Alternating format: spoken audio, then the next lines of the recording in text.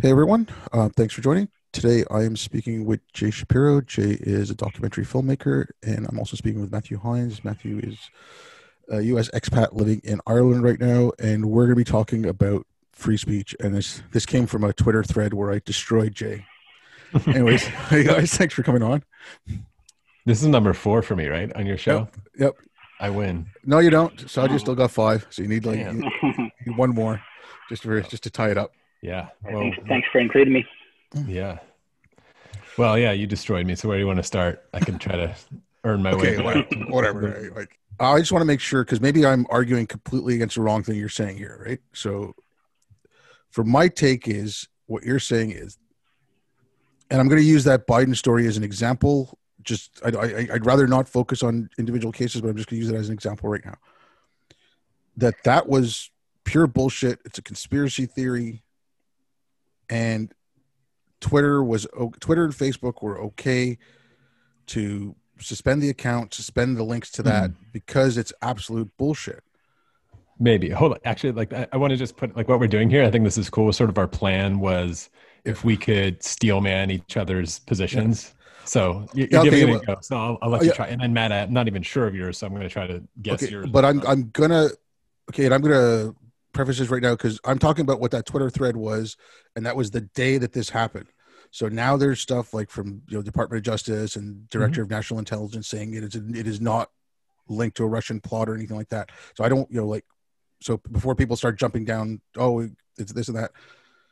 Based on that Twitter thread, this is what I'm taking your takeaway because you started off with a hypothetical where the Mhm. if the FBI went to Twitter or to Facebook or whatever to went to anyone to pull that story, it's a Well, conspiracy, not whatever. not not quite. I mean, I could let you finish, but or Okay, should I let you lay it out and then clean it up, uh, or yeah, sure. I mean, but like okay, something along those lines where they said this is poses a national security threat or it's false. Mhm.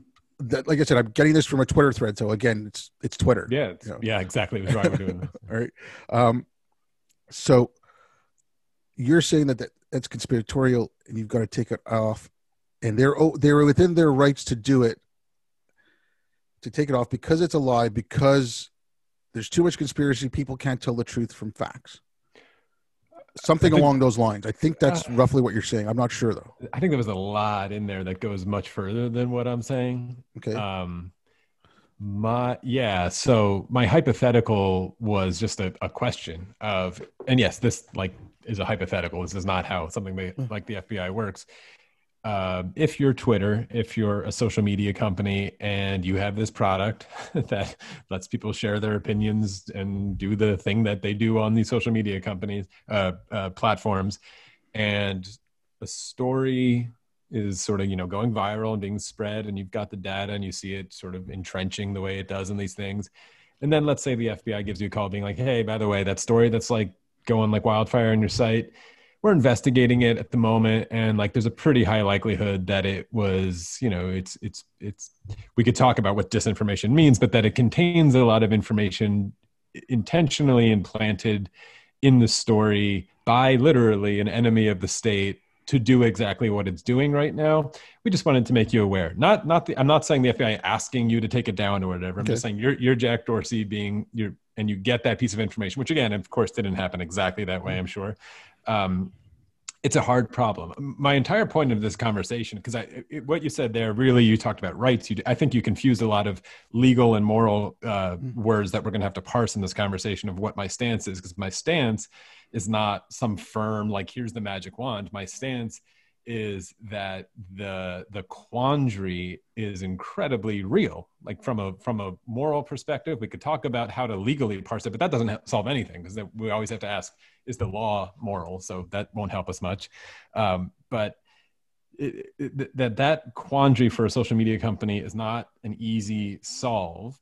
And now, if I could switch to my, I think, steel manning your argument, if I could do it, is one possible answer to it is to say, well, you can admit that this is sort of tricky, but the harms of any kind of censorship over it outweigh the benefits of it. And the reasons are, if I have this right, that you think censoring it not only will amplify the message, which of course it does, the effect of like what kind of truth are they hiding from me, the Streisand effect, all that kind of stuff, but also it will harm people's ability in the future to kind of identify and find for themselves what is real news, what is fake news, what is this sort of. That's a point I disagree with that we could talk about, but I think that's part of your argument that this actually sort of paternalistic, don't let people see it,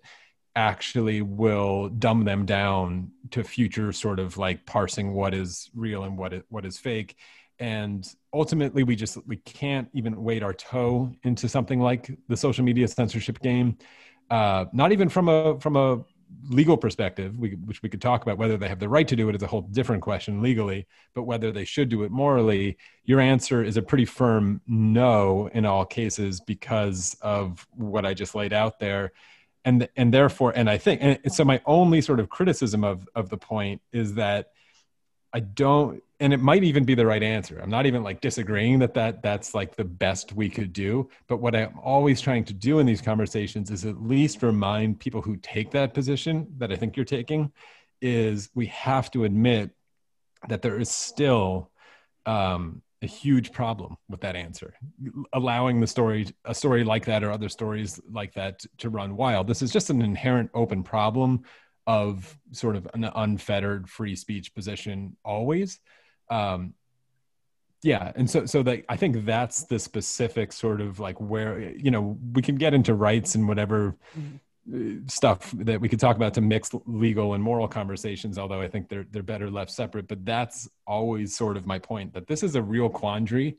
And when you get that call from the FBI, or even if you don't, because frankly, again, with the specific Biden story, it's so obviously like full of bullshit that even Fox News passed on it. I'm sure you've seen that at this point. Like Fox News is here and New York Post is here.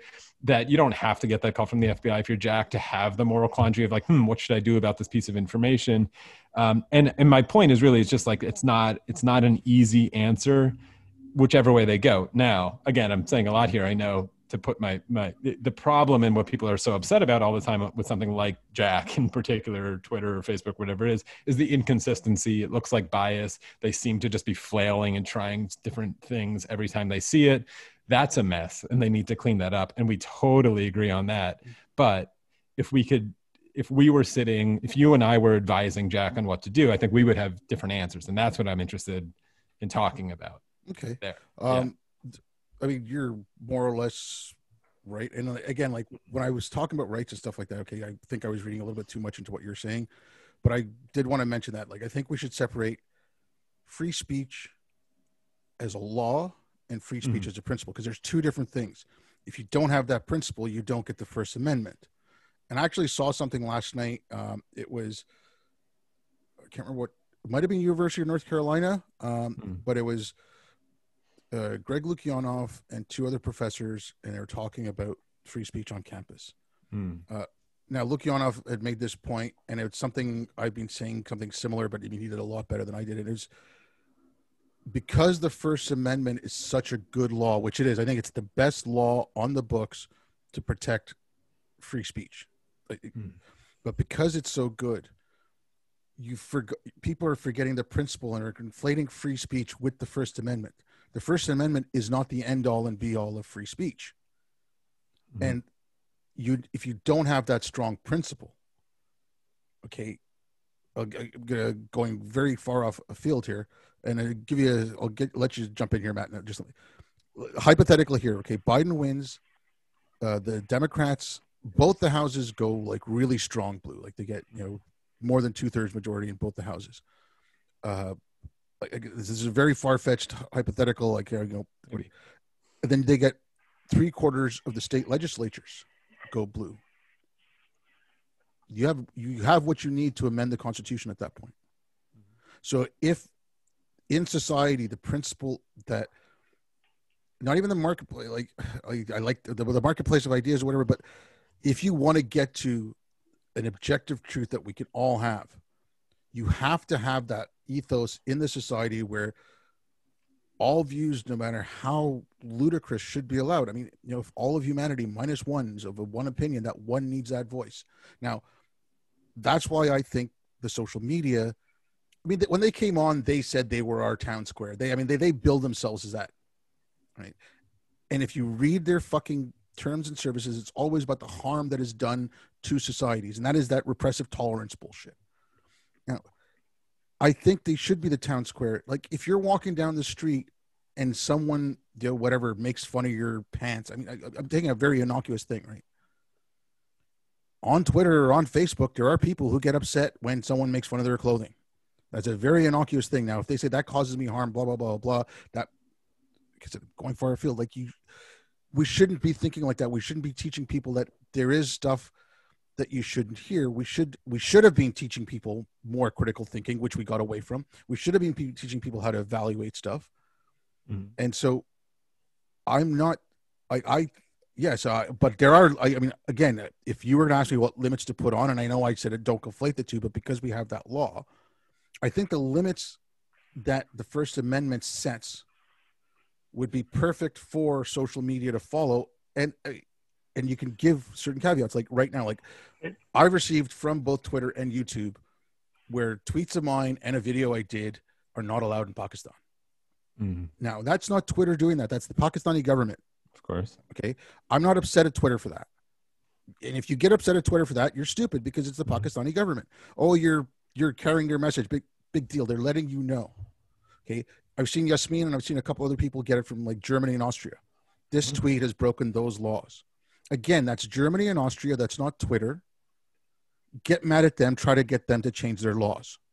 That's the way I think Twitter should operate. That's the way I think Facebook should operate. Well, they're trying to. I want to hear Matt's position before. Yeah. I'm taking sorry. I've been rambling too much. I'm not sure of Matt's position, but I have a lot to respond to there. So I'm going to have some notes. No, I think I'm probably closer to Jay, but I'm a little bit in the middle of the two. But one thing I was just going to mention is two things. The First Amendment, first of all, is the principle, right? It's very simple. It is just the principle. How it's been implied after that fact is the Supreme Court applying the First Amendment. Right? The First Amendment just says you have freedom of speech. It doesn't say what freedom of speech is or anything else, right? That's all been applied after the fact by the Supreme Court decisions that have come about that, right? So what we're relying on is laws and Supreme Court decisions to, and obviously the more the Supreme Court goes certain ways, it will apply those laws in different ways as we go, right? So I think that, that's already in place. The principle is already there from the start, and then the second thing I was going to say is around, I don't really believe that there is absolute free speech, right? I mean, and I don't think that most people who talk about the principle that much, like, really, really believe that there's an absolute free speech, right? I mean, like the laws, they're not really arguing that the laws that are in place right now, if that's all we relied upon, like you just said, like if we just relied on the laws that were in place, you'd be happy with that, right? The laws that are in place are restrictions on freedom of speech, right? And rightly so.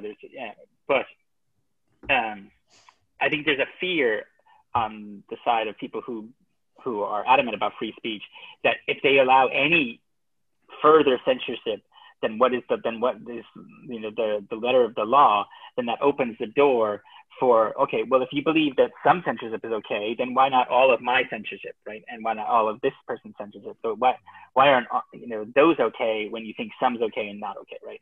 So then you have to take the decision, well, I don't think anything's okay, right? But then nobody believes you because you're saying, well, the truth is you do believe some things are okay for speech to be limited by. You just don't believe it should be, you should believe it should be as limited as possible.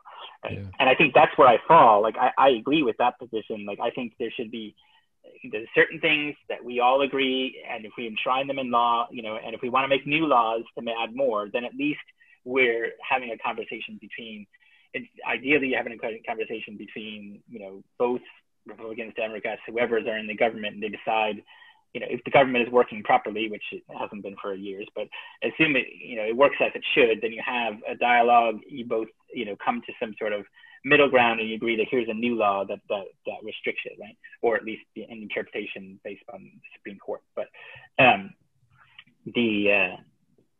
so I think it's okay to admit that there's some restrictions on free speech that should be allowed, and then and it's not just free speech, but for all the freedoms, which I mentioned that in the thing, but I do think there's a conflation that happens between free speech, freedom of expression, and freedom of thought, right? And when these arguments happen, people throw out all three all the time. Like, they'll say, like, somebody will say, oh, well, we should have some restriction on free speech. And then somebody will say, well, don't tell me how to think. And you're like, well, no, I'm not talking about free thought, right? And then somebody's like, well, but I should be able to have a sign that says, okay, well, that's freedom of expression. That's not freedom of speech, or they could be, if I have a sign that has a picture on it, that's freedom of expression. If I have a sign that has text on it, then that's freedom of speech. Yeah. And so there's. I think it's a really, really good. I mean, I wanted to jump in on we've now all mentioned the First Amendment, and I think we're getting it wrong. Actually, maybe you guys are. I'm not. The principle is there. I definitely agree. The principle of freedom of speech is there on some abstract, philosophical, John Locke, John Stuart Mill kind of way. Yes, it's there, but it's not written as free speech. It's written as a negative law. It's written about not abridging free speech. We have to be really careful about this here, about how we talk about this. It's that law, and frankly, the Supreme Court has been fairly consistent about this throughout the history of the entire country, even given Jim Crow, all these like awful ways to apply it. It's been about it's been about not passing certain laws that abridge your free speech. Mostly that is interpreted as outlawing coerced speech, that you can't be forced into speech that you do not agree with. This obviously gets very muddy when you're talking about religions, and which is also in the First Amendment. We cannot forget that it's about, establishment of religion, et cetera. But it just to like, if we can, because what Nat was bringing up about the conflation of expression versus what is speech versus what is expression versus what is thought, that is the central point here. And I'll throw this back to you in a minute, Obai, because I'm curious. You were sort of throwing the like evaluation of harm with speech under the bus, and I think we have to resurrect it because I don't know how else you evaluate it. But on that one point, the most recent case that got all the attention of the Masterpiece Cake Shop case, the gay wedding cake shop in I called it refused to actually sell. That opinion I thought was written really well. Actually, the cake shop won the case.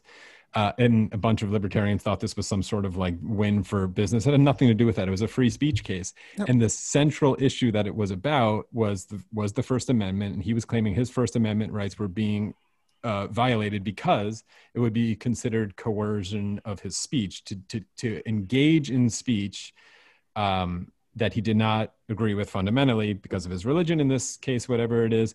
And the weird question about that came really interesting ways into the surface of that question was, is a cake, and in this case, a custom cake, is that application of art, if you call it that, an act of speech? And ultimately in a 5-4 decision, they decided, yeah, like that's speech. And so it's protected. Now, what we're going to get into, I'm sure, is monopolies and public goods, like you brought up the public square idea of social media and all that kind of stuff. The complication there, and maybe the best argument would have been of like, well, this cake shop has a monopoly over all, wedding buyers in the town. And so now there's another public good or public entity kind of conversation we need to have. And now the rights of the couple that was trying to get this cake is being abridged. Obviously that wasn't the case. There was other shops around, so that doesn't fly so much. And so ultimately the cake shop won the case on this narrow thing that pretty much defined that if you are making a custom cake as an artist, this is an act of speech. And interestingly, if for people who know the details of it, he would have been forced to sell them a cake already on the shelf that he already made, Yep. like a generic cake. And they came down pretty firmly on that. That would have been discrimination against their rights. But it would have been a violation of his First Amendment rights to apply his speech making a cake. That's the way that we get that detail, like Matt was bringing up, of how you carve these lines between expression and speech and think and all that kind of stuff. So I'll throw it back to you, Abid, because I mean, my questions to you are about how else you evaluate what speech is allowed in society, or something like social media. Can I put child porn up there? And if you're saying no, I believe you're evaluating a kind of harm that's being done. So I don't know how else you evaluate it other than a harm principle. I'm not saying that evaluating based on does this cause harm or not is a bad thing. I'm saying that idea of repressive tolerance and how they're defining harm and how that's being used is wrong. Okay. Yes, child porn causes harm, but it's not in and of itself that someone's posting child porn. You've got a child that's being sexually abused in that video. What if it's computer generated? Let's just like try to flatten the variables. Do you think promotion of child porn with no child being harmed, if it's computer, should be allowed? Yeah. I think it's disgusting. There's no child being harmed. But I don't, like, again, there's no child being harmed. And people are going to think I'm a disgusting person for this. I wouldn't watch it. I wouldn't let my kids watch it if I had kids. I wouldn't promote it, but I would not. Okay, yes, it's a disgusting image, but you can see someone getting fucking decapitated. You can see tentacle porn online, right? It's completely made up. Yeah, I'm saying should Twitter regulate that? I know you wouldn't watch it. You wouldn't. We could. I don't think you should. And again, like what you said about the First Amendment, that's what I was getting at with the principle. The principle of free speech is different than the First Amendment is built on that principle. It's built on Milton, Mill, Locke, Voltaire. It's built on their thinkings. Like and if you kind of follow it, it wasn't until about the 20th century when they really started making decisions on that. And what you said is correct. Like it doesn't guarantee you the right to go out and say whatever you want. It guarantees you the right that the government won't infringe your speech. It's not quite that simple, really. Okay. If you want to get into the whole, like what it does and what it doesn't. Okay. And Matt, when you're talking about limits, okay, you're a software engineer now. I work in IT. I work in hardware. If you're setting up a firewall, one of the first things you do is you allow any rule. You don't put a deny any rule at top, and then because you block everything then. So my limits on free speech, again, I think the limits the First Amendment puts, when it comes to opinion, the moon is made of green cheese. I should be allowed to say that day in, day out. It's all false. It's bullshit. I'm completely lying to people. I'm spreading disinformation. I'm going to make some people believe that, and that is going to cause some form of harm to them. It's going to make them stupider. They're not, well, okay, no, but I'm taking a very, very minute case here, right? But it's going to make them dumber in some way, right? If they believe that. Now, should that be allowed? Well, yeah, but if the counter is, I don't know if Matt, you have another one, but I mean, yeah, you brought up the moon is made of green cheese. Immediately, I don't think there's a way to escape this, but immediately you're doing a harm evaluation and you're like, yeah, it's really minimal harm. And so it's allowed. Okay, We're always doing that, Matt. Okay, but I'll take it one step further, sir. I'll take it. Okay. Yeah. No, not even one step further, but okay, this Biden hard drive or whatever, right? Right away, okay, they blocked it because they said we don't like the way it was sourced. The FBI last night, DOJ last night said that we don't find any Russian involvement in this. Director, first of all, that's like not out or confirmed yet. You should, put a pin in that because you're going to release this in a week. There's going to be, literally Fox News passed on it. Rudy Giuliani has been working with these Ukrainian who sourced it. The director of national intelligence was on Fox News. Yes. Okay. And he said that there is no evidence of collusion from Russia. There's no evidence that this was a Russian plot. Now, if you're saying otherwise, now, you're saying either he's lying or you've got some information that he doesn't. Maybe David Frum does. I don't know. But you're engaging in conspiracy now.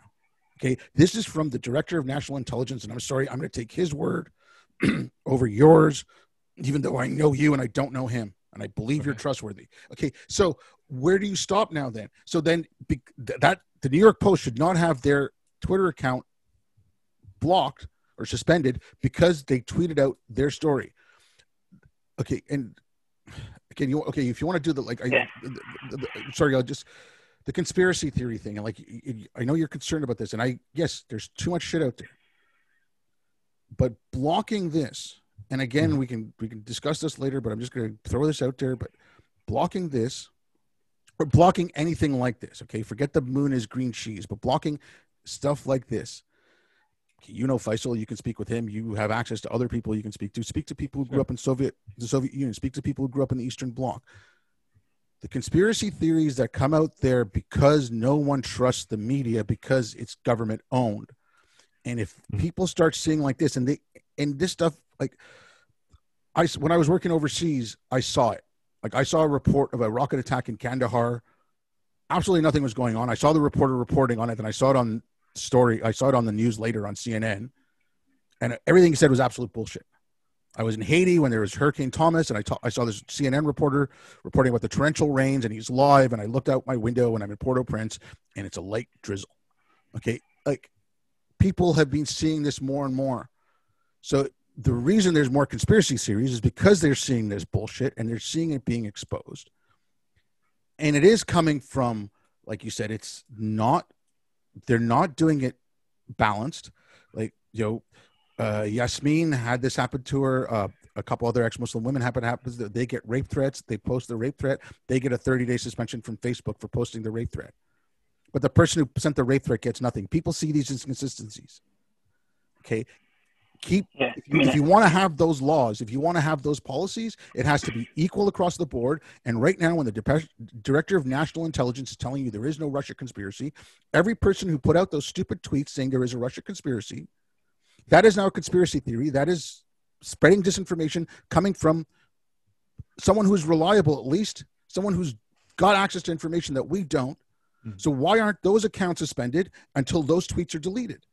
Like, people see this. So this is where, like, if you want to talk about the harm it does and causing, like I said, I don't like the repressive tolerance version of harm, and we can talk about what that means. But this is actually creating misinformation. This is creating distrust. The fourth estate has no trust anymore from anyone. I trust individual journalists. I don't trust the New York Times. I don't trust any of these organizations. But you trust the New York Post. I don't trust the New York Post. I'm not saying this is true. I'm not making a truth claim. He says it just shouldn't be. It just shouldn't be blocked. Exactly. Yeah. I agree actually on that level. I don't think it should have been blocked. I mean, I think you need to have. I kind of outlined what I think social media people should do in the document that we got shared with you guys, but. Effectively, I think the social media companies, they have two problems. So they have one problem, one really big problem, and then one really big opportunity, I think. And it's all based on the same thing. They have such a massive amount of data, billions and billions of posts, right? That there's, in some ways, there's no way they can police it, right? Or at least no way they can police it in the way they're trying to police it, which is which they have no consistency in doing, right? But then the flip side of that is never in the history of the world has any group had so much information to actually go on to be able to create algorithms to find and preempt, stuff going on, right? So in the past, you had laws in place, and then if somebody published something that was fake or whatever, then the laws would take it. You could then sue them for defamation. You could, but these were post fact, right? That you could do something after the fact, but somebody could still publish whatever they wanted, right? But now it's the first time where we have, these companies actually have the ability to preempt stuff, to say, okay, we're not going to show you this beforehand, right? So, but that they have to be really careful with that, because obviously it can be taken too far or whatever. So my feeling on that for them is they're certainly not equipped to make these decisions, right? There are software engineers like me. They're just not. They don't have philosophers and psychologists and whatever making these decisions, right? Which they need to have, right? And they're not going to have them, right? So they shouldn't make those decisions. So they should then, in my opinion, they should rely on the industries of which those places come, the sources they come from, right? So, there is a journalistic ethics code, right? And whether journalists, whether the newspapers follow it or not is a different story. But there's sort of a code out there. So now the social media companies have something to go on. They can say, okay, here's the code that people in your profession agree to. So we're going to try to make sure that all of the sources follow this code. If it doesn't, it's going to get a red flag, right? So if you're going to post something that is from a source that doesn't follow these journalistic ethics, you're going to get a red flag. We're not going to censor it, but we're going to tell people this is untrustworthy, right? And then, if it follows the industry standard and and follows these things, then we'll put a green thing and says, okay, this is verified and you should be able to trust this, right? And whether that comes from, and then, all of these, there's several industries that have these ethics codes, right? There's a medical industry that has medical ethics, and you could apply these several filters, right, for each of the different, and it should come, in my opinion, the request for verification should come from the poster, not from the reader. Yeah. Right. So and because they want their thing to be trusted, right? If you have this thing in place of some things are trustworthy and some things are not, now you have incentive to make yours more and more trustworthy, because if people are going to say, oh, listen, I'm not going to believe that, right? It doesn't have a green flag on it, right? Then you're like, okay, well, I have to make sure my thing has a green flag, therefore I have to follow these rules, and therefore, so, I mean, that's at least, that's where I think they have to go, because there's no way they're going to be able to create enough rules to do that, right? So it's not going to happen. Yeah, 2 points. One is, this is why all the social media companies are desperately asking to be regulated. I mean, because they just don't want this job anymore. They're desperately asking the government to declare them what I think, you're suggesting that they are a public entity or a town square. So then they will be regulated as one, because they just don't want this goddamn job anymore, because it's a headache that they suck at, clearly, and they don't know what to do with it. I think it's a bit of a cop-out, as you were saying, like, Matt, like, just like man up, like figure out a policy and stick to it and be moral about it. And they're failing at it. They just want out of this game. It's certainly not good for their look. They're worried about their bottom line, just like falling through the floor one day. But the second thing, that you mentioned about what's so kind of funny and ironic is that we're on here kind of like giving, I don't think any three of us, by the way, for anyone who's listening, think that Twitter did the right thing here. I think all three of us are like, they shouldn't have banned the thing. And I never supported that also. And I actually agree with you, Matt. Like, they were sort of going down the path of like flagging stuff of like, this isn't sourced well. Facebook was playing with that. Seems like the right path. I agree. And that, again, is sort of kicking the can, being like, hey, the New York Post, it's also a ton of work, but it's funny that none of us are actually all that mad, it seems, that like the New York Post for like putting out let's say, a very questionable story that even Fox News has passed on. The Hannity producer write the thing, literally like a laptop in a Delaware thing. Biden lives. I mean, there's just everything is fishy about it.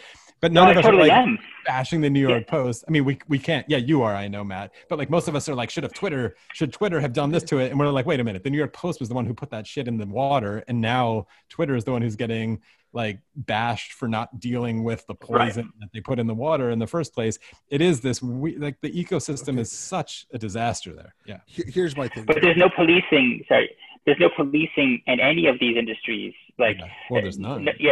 There's no journalism police, which makes people follow the journalistic code. Sorry, can I know about, because journalism police sounds incredibly frightening, and it should, because another possible solution that we could talk about, the three of us, when we're brainstorming is, man, this is a really hard problem. How do you regulate free speech in this crazy environment?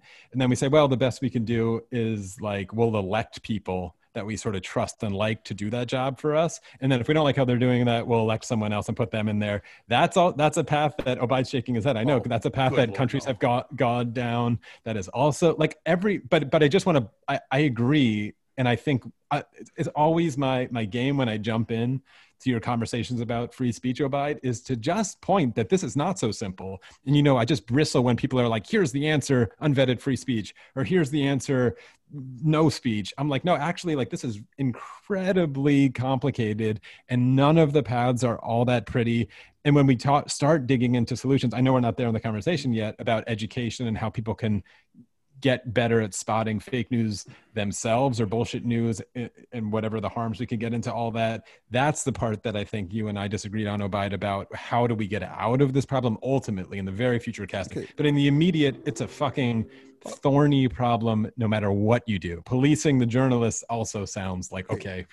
It's an absolute fucking nightmare. I don't know when you got into software engineering, Matt. I don't know when you took the courses or whatever. I started working in IT in the late 90s, and when I was I went and took, like, I worked in it for a few years. Then, because the company I was working for closed down, I went and got my Microsoft certs. So when I was taking the certs, like, I just got them to have the pieces of paper, right? I was taking these classes. I started getting into news groups and stuff. Just, these guys are fucking geeks. Like, like, I hung out with everyone in high school. I played D&D. I went to the computer room to game. I hung out with the potheads and the jock. I hung out with everyone, right? Like, these guys are fucking geeks. The news groups and all that were the people on the fringes who got bullied in school, who got attacked. It might have been some trans kids. I mean, they're still a tiny population. People from strict religious backgrounds, whatever. And they made those, for them, that was a place they could talk to other people like them. And then that evolved into social media. I mean, the guys who started making social media were these fucking geeks. And they made these things that they were going to think it was like their, curated little news groups and chat rooms that they had, where they could be, quote unquote, safe. But then they let the world in. And I'm sorry, the world is an awful fucking place. There's so much shit out there. But I'm not saying I want lies and deceit, and I don't want anyone. And I know the problem right now. But like I said, I've been seeing this, like, before I left to go overseas for the couple of years right after 9/11, the talk around Islam was really stupid. And there was a lot of bullshit from the media.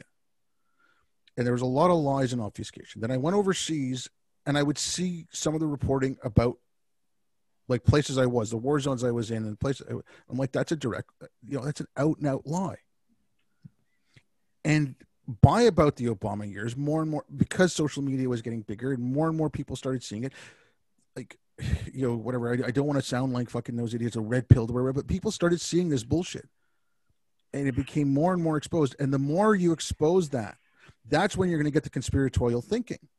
I mean, we've always had it. The National Enquirer sold for how long?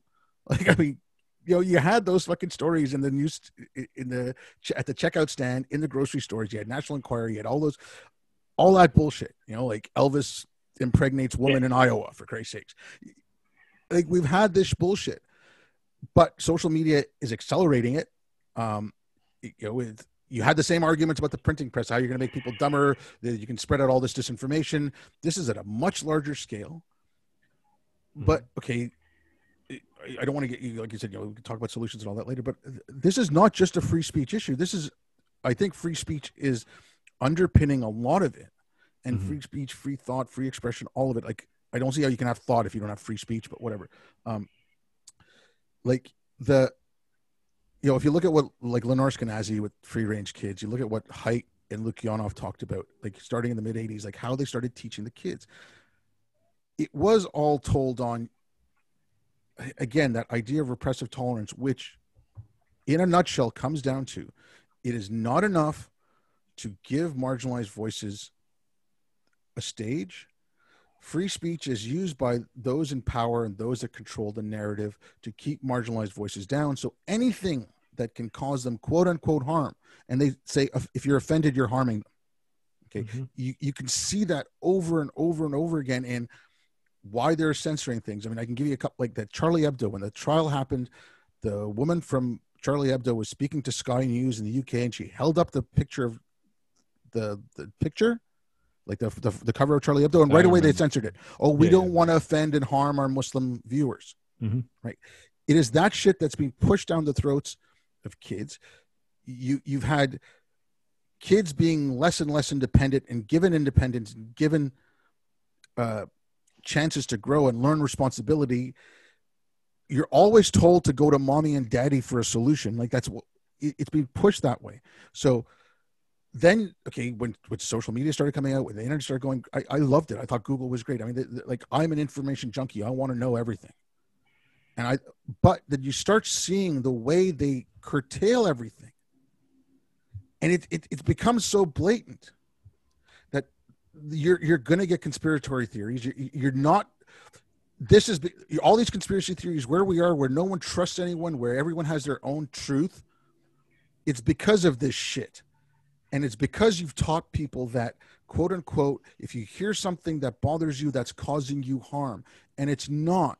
You're not creating healthy kids. You're not creating healthy societies. I have a friend of mine. I spoke to him a couple of times on my show. He's a counselor in the UK. People come to him with anxieties like, I've lost my job, overweight, blah, blah, blah. I'm white. I have anxiety because I'm white. And they're in their 20s. This is not fucking healthy. And so, yes, but you cannot fix any of this if you don't have that open exchange of ideas. And if you were talking about absolutists, I'm not an absolutist. I don't think death threats are allowed. I don't think slander should be allowed. I'm talking about an exchange of opinions and ideas, and the best way to get at truth is to have that exchange. And yes, we can look and we can laugh at Alex Jones saying that, child molesting lizard men are coming up from the center of the earth to take your kids, and the Democrats are behind it. You can laugh at that idiocy. But if you try to cover it up and hide it, there's going to be some small set of people who say, see, it's true. Mm-hmm. And the next time something happens, they're like, remember Alex Jones? Okay, where's Milo right now? No one knows anything about Milo, but okay, I know I brought him up, but he still comes up in the conversation because he was censored. Laura Loomer, same thing. These people become martyrs. Come up if they weren't censored. Yeah, I mean, for some people, of course. Yeah. No, but I mean, they point to it. They're little data points. What I'm saying is, David Irving should not have been put in prison. Okay, the reason he was put in prison is because of things like the Loi Gayso, where it's illegal to talk about the Holocaust. People don't learn about the Holocaust anymore because it's illegal to deny it. So why should we learn about it? I mean, that's not true. You just know that's not true. I mean, that statement's not. People learn about the Holocaust. They learn about the Holocaust, but they don't go into the details. I don't think it's a good law, but let's not overplay the hand of the harms of restrictions. I don't think it's a good law at all. I don't like the hate speech laws at all, but let's not overplay the hand. Is what I'm always doing that. These are thorny. I mean, I think you threw a lot on the table there, and I think you conflated two really different things. One about a not so veiled rant on sort of the left-wing obsession over harm and the moving of the goalposts of what constitutes harm. Therefore, I mean, again, we all agree that I think all three of us are pretty horrified by seeing certain voices on the woke left and the far left starting to equate free speech as a right-wing position. I think all three of us are terrified by that conversation. So like we could bracket that one as yes, but I don't think going down that rabbit hole you just did with that path answers the questions, the harder questions. Those are in some ways the easy ones, because what is not in the First Amendment text that you think is a well-written law, and I think it's a great principle, but it's a very vague law. There is nothing about harm in that law. They are not pointing to harm in the text of the First Amendment and then getting it out. They're using what we're talking about here of how to evaluate which speech ought to be abridged, et cetera, because of the harm. And it's like a secondary kind of conversation. You're not going to solve the problem you just talked about by looking at the First Amendment. And no one's you don't need to repeal the First Amendment or change the First Amendment or the Constitution or anything like that in order to, I don't know. Again, that's why I said the First Amendment's a law and it's the best law there is there, but the principle is stronger. The principle of free speech covers that idea. But there's a reason the law is not written the way the principle that you love. There's a reason that it's written as a very limited, we're saying cautious negative law of where you cannot abridge. It's not telling you what you can say. It's telling you who is not allowed to step in and prevent you from saying something, or actually, let me clean that up. Force you to say something that you don't agree with, or participate in something you don't agree with. It's the government. It doesn't have, like, you have a private club, right? Jay's Bowling Association, right? Or Twitter. Sorry. Okay, whatever. But you have a private club. Okay? In your private club, you are not allowed discussing pineapple on pizza. Now, if I join your club, again, I'm using stupid, because I don't want to. Okay, I join your club. I agree to those terms, right? You are not the government. You're not forcing me to join your club. You're not. Yeah. But if I want to join your club, I have to sign. Okay, and I'm agreeing to that. You're not putting a gun to my head. I'm doing all my own free will. And then if I come into your club and start putting out recipes for pineapple pizza, you have every right to kick me out. I agree. That I agree with there. The First Amendment, yes, it's about they did it because of they were afraid of tyrants. They did it because they didn't want the government infringing on what I know, but I want to throw something in there too. I mean, I'm not accusing you of cherry picking your examples here, but you change the details in ways that are important. Pineapple on pizza. There's no law that protects or outlaws discrimination against people who put pineapple on pizza. There are laws that protect people who get discriminated against their sexual preference or something. So it's illegal actually for me to set up a club that's going around and wants to like kill gay people or something, and you join it, or we threaten gay people all day. That's actually that is out of bounds. We can think it again. Freedom of thought, as Matt said, but we can't. Threatening people with violence is against the First Amendment. Okay. Exactly. Okay. I'm not talking about even joining a hate group, joining a terrorist group that holds certain ideals is also, even if it's a private group or something. This is why in the Masterpiece Cake Shop thing, you cannot deny the service to sell them, because of their homosexuality, a cake that's already made on the shelf, because that's leaning on the discrimination against gay people. But hold on a second. So the pineapple thing no. The pineapple thing. The reason I bring up the pineapple thing. Okay, if I had said you started up a club and you weren't going to let gay people join your club, right? Okay, that not letting gay people join your club is against the law.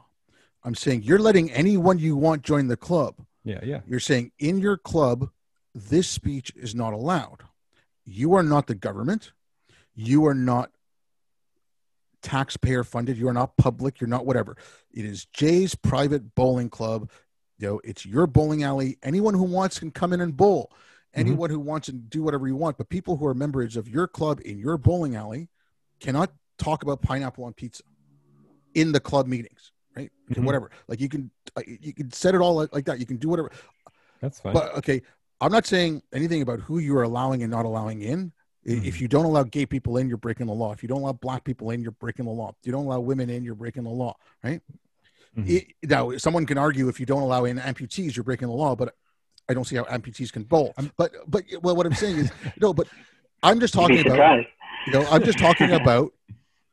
The First Amendment limits the government. No, I get your point. I think I could frame it maybe better what you're saying, and I think I see your point now of something like Twitter, what social media is, and why you brought in sort of the woke sliding of the word harm. Because if I had a club instead of the pineapple one that said, in this club we don't use like preferred pronouns. We use pronouns of, what people were born as or something. I mean, refuse to call transgender people by their preferred pronouns or something. That one is now, of course, getting to where you're thinking, like, if I, put something like that on a social media site and they ban me for it or they kick me out. Yeah, obviously. Yes. You and I, yes, we agree that these companies, the way that they have been applying, being their own little Supreme Courts, really, right? Applying the First Amendment is using that sliding definition of harm in, yes, everything you talked about with Lukyanov and everybody who's been worried about sort of the woke degradation of the word harm and all that kind of stuff. Yes, absolutely. I think we all agree on that. And we're pretty horrified by the way that they're applying that. And it's yes, that's where that comes from. And we agree that that is a problem. You're not necessarily going to find the solution in the text of the First Amendment, is my only point. You're going to have a conversation outside of that and sort of morality, the kind of stuff that I know you're interested in, of how do we educate people about, what harm actually is, and those kind of things. I don't think you're going to rescue the fight back from that within the text of something like the First Amendment itself, or lean on the Supreme Court to do it for you. Although maybe, you and I have had private conversations where I have a lot more faith in the court's holding than you do. Again, I've mentioned this one, I think, on your last podcast, on the specific example that I brought up in Idaho, the case, I forget her name now, a woman who, a transgender, she was born male, who wants to run on the track team. That case might make its way to the Supreme Court, and I'm really interested in the way that they decide that. Idaho passed a law basically saying that, if you were born a male, you cannot compete in women's sports with public organizations. Anyway, it's the University of Idaho, so it's a public institution, which I know we'll get to the public-private argument about social media soon. That'll be an interesting case to keep an eye on in the Supreme Court. But yes, the way that Twitter and Facebook, whatever, are being their own justices there, are very much taking troubling stances again, and leaning on the harm principle, but defining it in these incredibly ridiculous juvenile ways. And we agree on that. I think that's your point of the pineapple thing. If you changed it to transgender, it would have worked for me immediately, or something, or dead naming or something. Well, like I said, fine, we're gonna go. But like I said, I wanted to take something very, very innocuous, right? Like, it's pineapple on pizza, something I joke about. I mean, it gets joked about a lot. Like, it's I like very pineapple on pizza. Yeah, well, whatever. You're a Philistine. What I was going to say is the government is very vague on this stuff on purpose, right? Yeah. Because especially in America, where you're a government of that is ruling over 330 million people, right? So there's almost no way you're going to be able to make rules that are going to apply to every situation to everybody, right? And you can argue now that the social media companies are even bigger than a nation, right? So they're in the same problem. We're asking them to create rules, right? But they cannot create rules that are going to apply to everybody. It's just, there's just simple thing. We were investigating bringing in DLP rules. And DLP is basically data loss protection rules, right? All right. And so then you're like, okay, well, whatever. They're trying to reject spam, from people's emails and things like that, right? So you think, okay, well, let's take an example of, say, like, okay, well, anything. 99% of the emails that have the word Viagra coming in here are clearly an ad for Viagra. So let's just, ban everything that has Viagra in the email, right? But I work at a university, right? And then, there's some people in the, chemistry and whatever, and biopharma department that are saying, oh, we're doing extra research on Viagra and this. And so you can't ban all the emails that have Viagra in it because we are actually doing research in that area, right? And you're like, oh shit, I can't apply that rule anymore, right? And so all these different rules are going to show up, and they're going to, do that. So anytime you're asking these people to do that, it's impossible. Now, that's why I've gone back to the thing, okay, well, where are we going to get these rules from, right?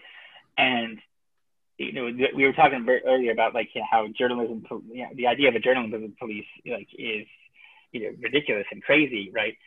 But at the same time, there is already a journalism police, right? That's the editors of the journals, of the journalism, organizations, right? So it's their job to apply journalistic ethics to the articles that get printed in their newspaper, right? And so if one of the journalists, proposes an article that doesn't have 2 verified sources and blah, blah, blah, whatever the rules are, right? Then the editor says, no, we can't publish that because of whatever. Like, now, are all the editors right now applying these rules? No, right? We know that. We know that some of this stuff is getting through now, but there is principles in place in that industry that should be followed, right? And each of the industries has this stuff, they can police themselves, or they should be policing themselves, not like actual police, like, but like, I mean, just like, we have to rely on those industries to be able to verify what's coming out of those things, right? And we have to rely on, Dr. Fauci, rather than Donald Trump to tell us what the medical, and you could say all you want about Dr. Fauci and WHO or whatever, like, and those organizations, but as people, like, I'm not a medical doctor, right? So I have to trust my doctor. If he tells me like something, I have to go to the quote unquote experts. Now, that being said, it's, again, and we can't evaluate the experts either, right? Because we don't have enough knowledge to evaluate the experts. The only people who can evaluate experts are the other experts in that field, right? So we have to, in some ways, like, rely on those fields in order to do that for them, that's never going to be 100%, right? But that's better than what we have right now. So the social media companies, in my opinion, need to do that, right? They can't make up the rules on their own, and it's just going to fall. Every time they do that, there's another exception that pops up and says, that shows how ridiculous their rule is, right? Because they're only trying to create rules based on what are obvious examples, right? We have obvious example A, which fits in this bucket, and you say, okay, well, we'll ban that one because this, but now we have another obvious example, which is on the opposite extreme, that shows up, and you're like, oh yeah, sorry, we didn't think of that one. So it's a really difficult problem, but at the same time, I do think they're in a unique position to do something about it, but they need the rules to apply, and the only way that they're going to get those rules is from experts in those areas to apply those rules, right? Okay. Sorry, go ahead. I didn't mean to go ahead. Yeah. Okay, I agree with you. Okay, about the journalistic standards, but again, we've seen that. Like, Jay, we've talked about this. Those standards are not being held to. They're not, like, the New York Times is not holding itself to the same standards that it will hold the New York Post, and vice versa. Okay, right. I'm not saying the Post is innocent. Like, I don't trust any of these assholes anymore. I don't. Me either. Okay, but that's a horrible thing. Yeah, and I agree with you. I agree with sorry, you. One thing that I just want to mention real quick. The one thing the New York Times, New York Post, whoever it is, the one thing they're not doing, at least yet, now this may happen, but right now what they're not doing is they're not changing journalistic ethics codes, right? They're changing it at a higher level, at the level of that they can control, right? In their own editing rooms, right? So there is still a code that exists. They're not following that code, but the code still exists, right? So if the social media companies were applying the code, then they could hold these people to account, right? They could say, listen, New York Times, this article doesn't fit your own code that you're supposed to be thing. And they would be more than inclined to have to follow the code. Now, they could go back and change the code, right? Totally. And say, okay, well, hey, we changed the code, now we're following it, right? And they could do that, but then it becomes, as long as everything's transparent and you're seeing that happen over time, which, I think you brought this up, I think, in some of your tweets, and I kind of agree. Like, there needs to be a transparent viewage of this. We know that, like, even if the social media companies are applying the rules of these organizations, they should be able to flag every single time that either because there should be cases where if they flag something, as being untrustworthy, somebody should be able to go back on that and say, hey, listen, I think you're wrong on this, and here's why. And if if that comes out as, if they agree, I would say, okay, I see what you're saying. That was an error. We'll put you into the green category. But we should be able to see that trail that said, okay, it was once red, and now it moved to green, and here's why that happened, right? And it now moved back to to amber or whatever, and here's why, right? That the transparency of that. But it's going to be an infinite regress. Like, who watches the watchers at some point? I mean, Cass Sunstein on my podcast said, the truth never catches up to the lie. And it's, you could do that. You could, a retraction is read like, 1/1000th the amount that the first one is read. Yeah. But, okay. Like, that's why, I mean, I was joking around. I said, I'd love to have a news site Mhm. That was just okay. Whatever. Bank was robbed downtown Manhattan. Okay, this is what we know. Okay, 3 people were arrested. This is what we know. Like they're just giving you the facts, and you know what?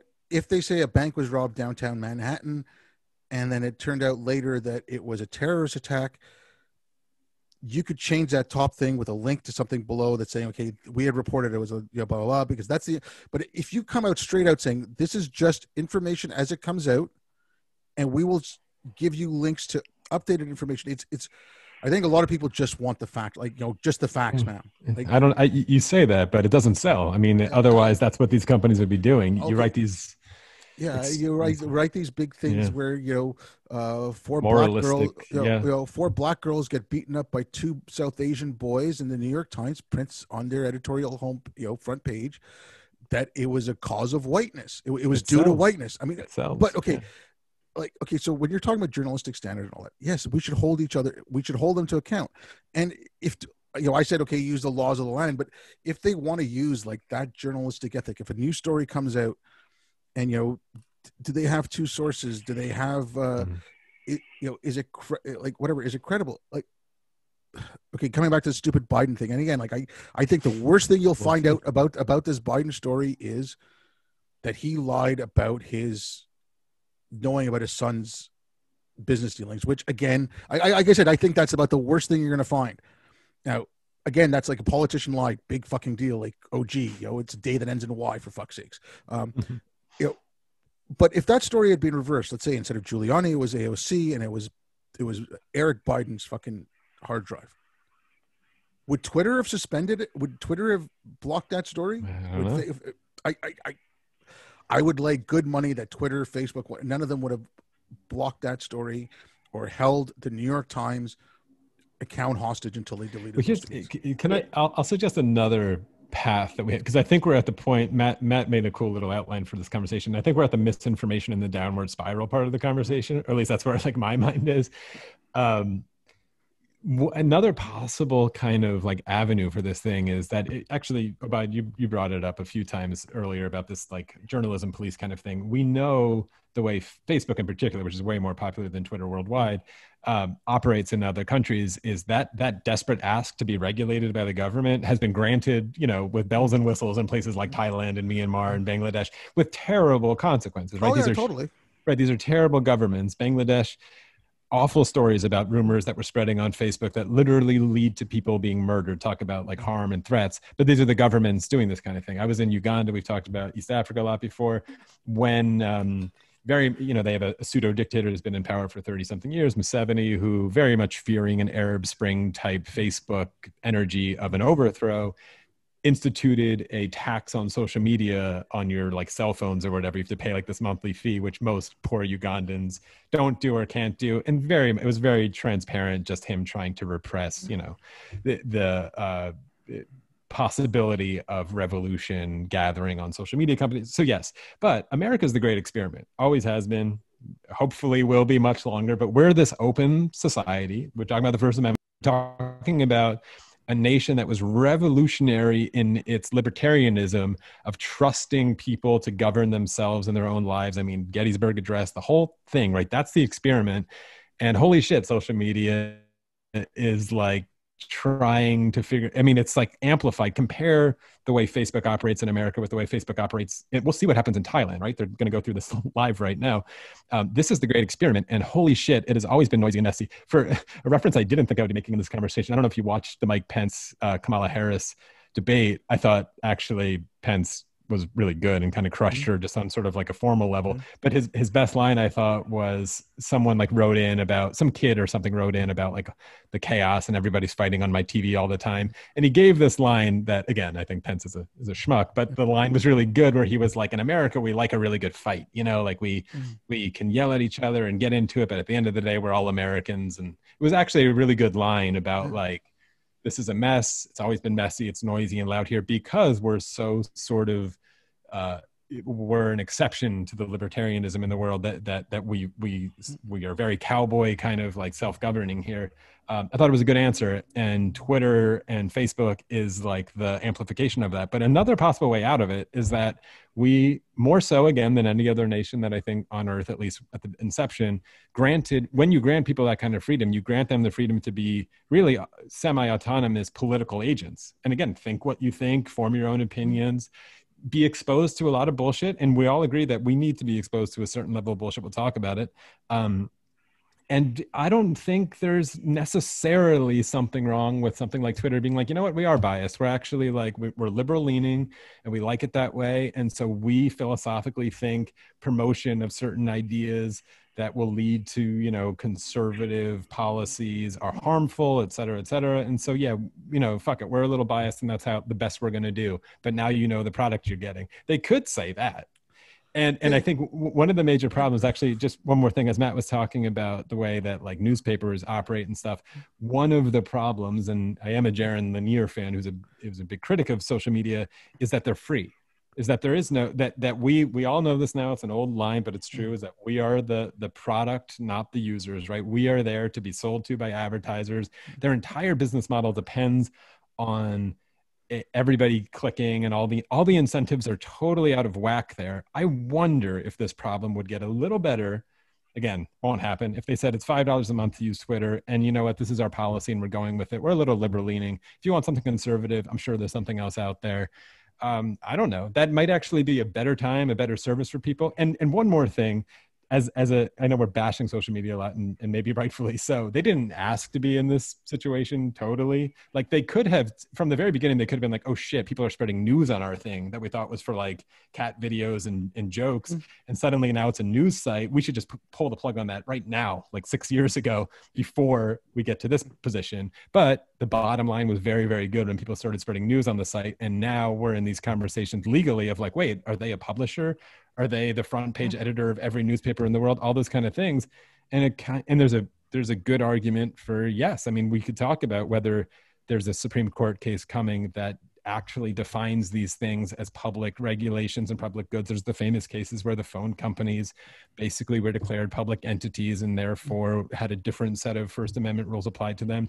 Is that happening to social media? I don't know. If I was advising Jack, I would at least throw that on the table for him. It's like, here's how you get an off ramp to this awful cliff you're driving over, is declare yourself a private company and make it fucking private, meaning people have to pay to use it.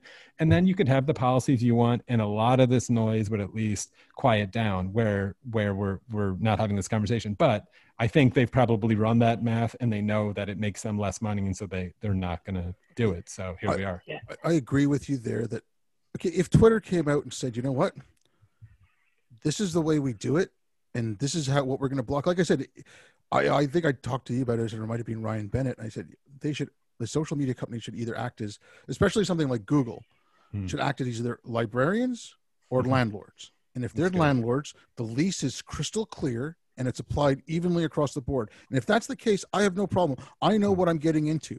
And if I decide to go whitewater rafting in a leaky boat without a life jacket, full well knowing it, and I sign a contract or whatever, I have no recourse at the end of that.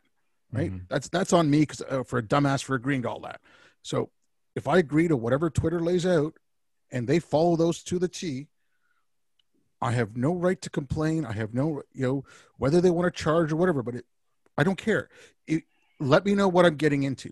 Okay. Don't make these vague sounding statements where they are acting like they are giving some editorial,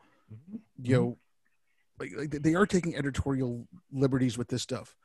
And it shouldn't be allowed. If they are going to be an editor, then just like Alex Jones can get sued, InfoWars can get sued, then Twitter should be able to get sued for Biden saying Donald Trump said there's good people on both sides. He called white supremacists, fine people, which he didn't. You think Twitter should be able to be sued if they allow that post? That's a danger. But okay, look, the New York Times is allowed to be sued for something you write, and they allow to. If Twitter is going to be making Twitter's making editorial decisions on what can be published and what can't, right? Well, wait, how's that published or can't? Are you saying a tweet is a piece of journalism? Are we going to go that far? Look, if they're going to go with editorializing, And there's but you have to define that a little more specifically. Okay, fine. I tweet something right now. Is that there's a news clip from CNN going out now? I don't know if it's. I mean, it's been out there for a little bit of Biden saying Donald Trump said there's fine people. You know, he called white supremacists fine people. He said there's fine people on both sides. Right? That is an out and out lie. Yes, he did say there's fine people on both sides, and right away he said, "I'm not talking about the neo-Nazis and the white supremacists. Those are horrible people. Everyone condemns those." Okay, so that is a lie. Even though that's what you knew he meant that though. No, okay. I look. You know what? I don't want to get into these fucking mind reading bullshit. Yeah. No. Okay. But mind reading. Every podcast they go on talks about the mind reading thing. Okay, but hold on a second. No, but hold on a second. It doesn't. That's not what he said. That's an out and out lie. Now, if Twitter is gonna, if they're taking an editorial stance, unless they say this is what our editorial stance is, this is how we're gonna do stuff. If it's right now as it is, they took an editorial stance with not allowing that story, but they're allowing this one, and that's disinformation. That is complete lie. So then, if the New York Times publishes a lie, like CNN got sued over the Covington kids, how many other organizations are gonna have to settle with the Covington kids because they lied about that? If they're taking an editorial stance where they're letting some stories out but not others, then they should be held to that same standard. That's what, like, whatever Section 230 or whatever that thing is, like, it protects them from that. I think that's a crazy proposal. So do I. But that's why I don't want them involved in there. If they're going to get involved in it, I think there are some direct editorial decisions they make when they write the headline of a trending news story or whatever. You could probably make a case that that's a piece of sort of like headline writing that could be a lie or defamation or whatever, but it's very hard. This is something obviously mutual talking about, like suing Hunter Biden should sue whatever. Like American libel laws are very, very different. I don't want that to happen. Like I'm not asking for that. I want to avoid that as much as possible. Like I don't want like an anti-First Amendment kind of. No. Like I said, I don't want that. But if they're gonna do that bullshit, then they should be held to account. If they're gonna take on that role. Like I said, just like so here's the question to take into account, because it is free, so don't use it. And then now we're in the argument of the public: is it like a necessary thing? So don't use it if you don't like it. Don't use it. Okay, no, that's fine. I could not use it, but go ahead. It's not gonna happen, right? Like it's right. Like we have to understand. Like I think we have to understand a few things are never gonna happen. The social media companies are never gonna be a public utility because the government does not want the headache of regulating. No one wants there will never be another public utility. It will never happen again. The phone company was the last. It'll never happen again because the government will never want to take on that responsibility. Two, the social media companies are never going to go fully private because they're going to lose all that revenue, right? So that's never going to happen. But what I think could be demonstrated to them is the first one of these companies that actually does a good job at verifying trustworthiness of posts is going to have people coming to it and flocking to it, right? If they can, they're not banning anything, but just verifying trustworthiness is going to be a huge win for any of these companies, because then they're going to get people to come to them because they can verify trustworthiness of this source, right? That's going to, and I think they could do that now. I don't think it's beyond the realms of their capability to do it right now. But that's the reason why, for years, the reason why the New York Post article was put down was for two reasons. One, it was seemed as misinformation, but two, it was misinformation from a source which is considered somewhat trustworthy, right? I brought up earlier, if the Weekly World News puts up a tweet that says, a bat boy was found in a cave in the middle of West Virginia, like nobody's going to take that post down, right? Even though we know it's fake news, because the Weekly World News is already considered untrustworthy, right? We already know this. this has been defined throughout the world, right? Or throughout in America, right? Now there are still people who buy the Weekly World News off the shelf and believe it, right? Or presidents who retweet the Babylon Bee. The Babylon Bee. Yeah, but okay, sorry, the Babylon Bee. Like this is because this is important. Babylon Bee yesterday had their account suspended on Facebook. Did they really? Wow. Yeah, because they put out an article saying, I can't remember some senator or whatever wanted away Amy, whatever, Barrett or whatever, against a duck, like the Monty Python thing, right? Right. They said that is incitement of violence, and they pulled the Babylon Bee account. Okay, now you're saying like no one's going to pull like this satire. But the president retweeted it like the day before or something, so people are fucking confused. We're really now in the misinformation downward spiral part of the But clearly, like if you just went to some place, like if it wouldn't be hard for them to classify. Like if you just saw that post and it had a little flag that said satire. This is satire, right? Like it's so easy for them to classify these things. They already know the classifications, right? Like, but just if they could just apply those classifications where they know them, and then and it doesn't have to be like, obviously we're still going to have billions of tweets that don't have any classification, right? But they become less trustworthy when you know that there are some that are trustworthy. When we have ones that we know are verified as trustworthy, right? That automatically downplays the ones that have no flag whatsoever, right? You say, okay, well, Can I worry about this? It might be the only way to go, but can I worry maybe about, you're gonna make the same point, that I'm not so sure it's more profitable. First of all, I think people, we really are in this part. Like, do people actually want the not want the misinformation, but they get attached to it in a way, these conspiratorial kind of thinkings, whatever it is any kind of flag going to just trigger people's Streisand effect that it's actually true? I mean, you're walking. It's not going to stop those people at all, right?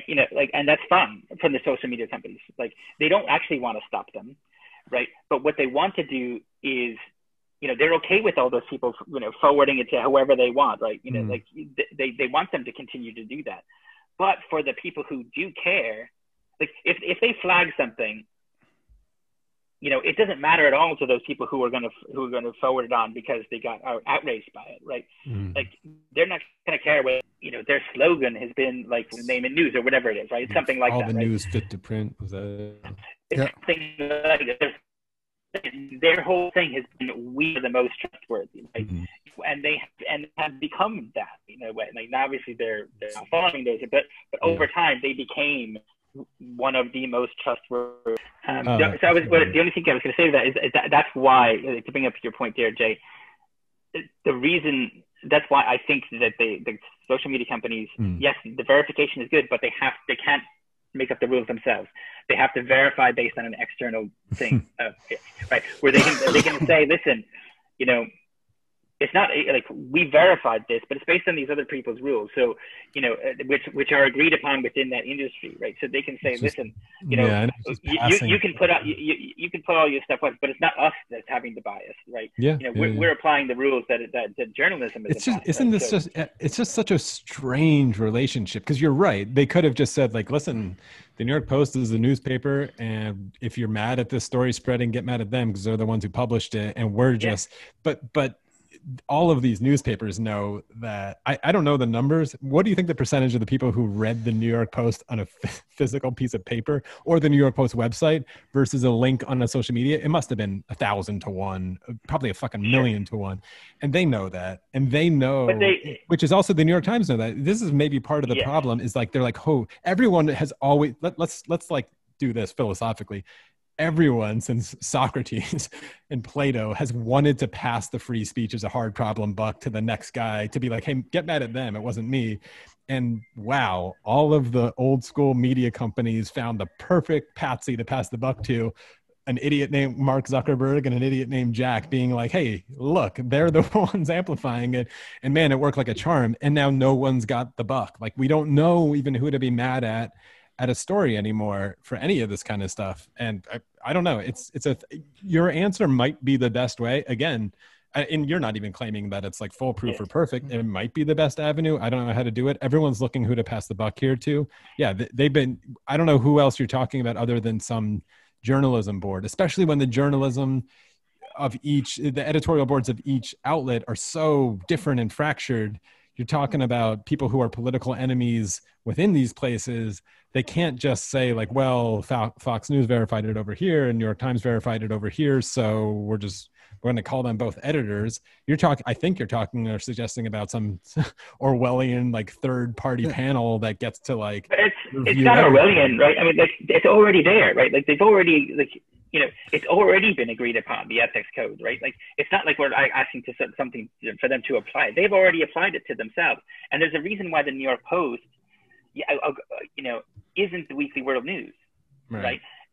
And they don't want to be like, so they are going to, yes, some of the articles might be not as sourced as they, as we would like them to be, but they're never going to go so far as to just completely put out just, and even some of their articles might get through as being completely false, right? But they're never going to go so far as just doing it just for clickbait. Right, like, because there is an element of trustworthiness that's needed in that industry, right? So they have to apply some journalistic principles, or else again they become the weekly world news, right? So they and again, the reason why people click on them in those droves is because one, it's a headline that's catchy, but also because it's coming from a source which is considered somewhat, reasonable, right? So it's those two things that are combined, which makes it such an attractive thing, right? So there is that element that we're not focusing on, the trustworthiness element, which is important to the industries, right? And that's why it's like, I feel like the social media companies need to push back, and just push it onto the industries in a way. I could be convinced of that, which is almost the deregulation argument of just like, well, we're going to let it all spread, and if it sucks, it's their fault. I could be convinced of that, but I think we're on the like, whose responsibility is it to suss out what's bullshit? Like I said again, social media companies, they should let us know exactly what they're going to do. If they got a plan, it's got to be consistent. That's the one thing. I don't care what their solution is, but it has to be consistent. If it's, we're going to censor based on this criteria, they're letting me know what they're doing. And if I want to let it, take it or leave it, that's up to me. If they want to charge me money for it and I don't think it's worth it, I won't pay for it. Right. But what you're talking about, like, okay, the editorial standards, New York Times has editorial standards. Washington Post has editorial standards. They're both similar leaning. I'm not saying, I'm not calling, like, I don't trust either of them, but they're both like left leaning or whatever. Now, if Washington Post publishes stories and they've given their editorial standards to Twitter, right? Yeah. And New York Times publishes stories and they've given their editorial standards to Twitter.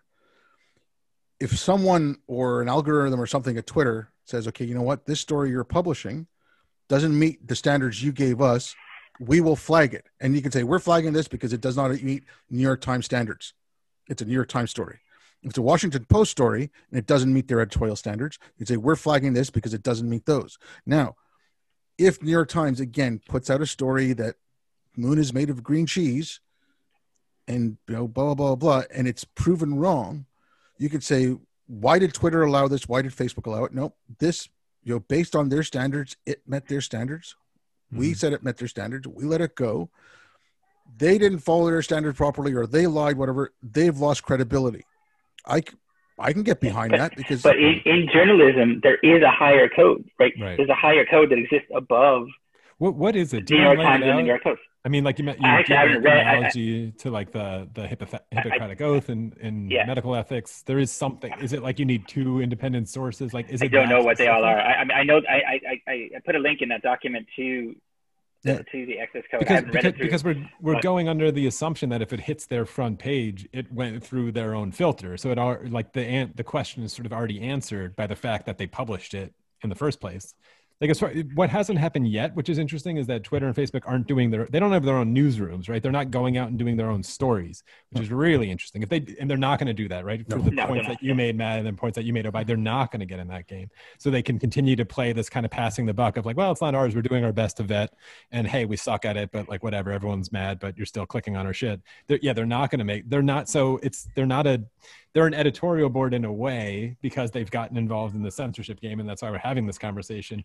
But yeah, I don't know how good that sort of amorphous third party thing is. And then you're talking about, it's a worldwide thing. You're talking about, is there an American code of ethics, or if a story from Thailand wants to be censored, do they get to decide their own? So that, yeah, I mean, that's certainly a different conversation to be had, but it doesn't mean that they can't do it. Like my point is to say, okay, if they take this approach, then what they can say is, listen, there's in the industries that have codes that govern them, we will try to apply those codes to this post, right?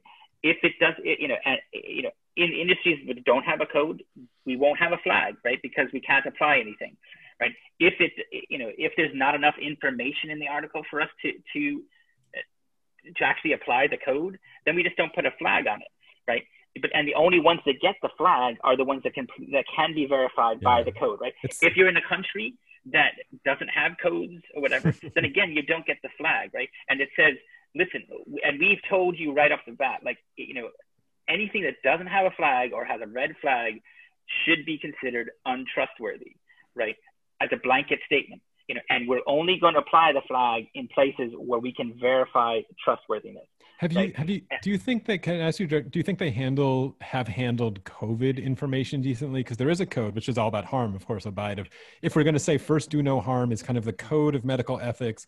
And so if someone puts up a piece of information about COVID that says like masks are bullshit, cough on everyone you want, this is like a violation of that code, even if it's a doctor or something, and then they flag it. They've done a little of what you're talking about in the COVID case, right? And maybe we're all a little satisfied with the way they've handled information on COVID. Okay, I don't know. But they didn't flag anything that said COVID is a worse virus than racism was a worse virus than COVID. And, it's different. But different. I mean, I think that's a totally different question. But No, but okay, look, Trump has some rally outside somewhere. Oh my God, super spreader event. There's a women's march in DC this past weekend. Mm-hmm. Nothing about that, right? So I guess misogyny is a worse virus than COVID as well. So all those Black Lives Matter protests, all that shit that went on, okay, a week before the Black Lives Matter protests started happening, like after the George Floyd incident, a week before that, there'd been some stuff in I think Michigan, like anti-mask protesters, anti-lockdown protesters, whatever. Oh my God, these people are spreading the virus. Then all those riots and protests started happening. Not one thing. So again, they're losing credibility. So should they put that? Okay, Chris Cuomo, I believe it was last night, he was saying, and then CNN tweeted this out, I don't trust, if a vaccine is approved by the CDC or the FDA, I'm not going to trust it. That's the party of science. Why should that should get flagged? I'm sorry, but that is causing distrust. That is creating huge problems. Like he's saying, don't trust the CDC and the FDA when they approve a vaccine.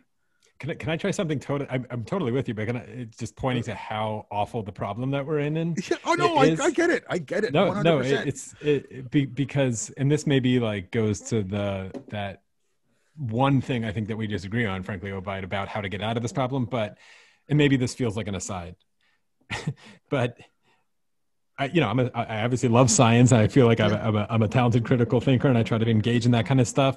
If a vaccine comes out before the election, if tomorrow Trump announces that we have a vaccine, I'm not trusting that fucking thing. And so there's here's a totally side thing. And I'm going to give you that. I'm going to give some credit. You're going to hate the argument probably, but some credit to the position that something like Twitter has taken of, I don't even think we've mentioned his name that much yet, but Donald fucking Trump is the problem behind a lot of this conversation of, we have a conspiracy theorist in the main office of this country who you don't need any more evidence that he's not trustworthy, right, at this point. And the CDC, literally was taking things down on their site when the Trump administration was asking them to do it, then it would magically reappear. I mean, like the things that shouldn't have been corrupted in a pandemic or any kind of new journalism we're talking about have been corrupted by the forces that we're already talking about here, in large part because of the president in the office, which is a major, we're talking about the dissolution of trust in things that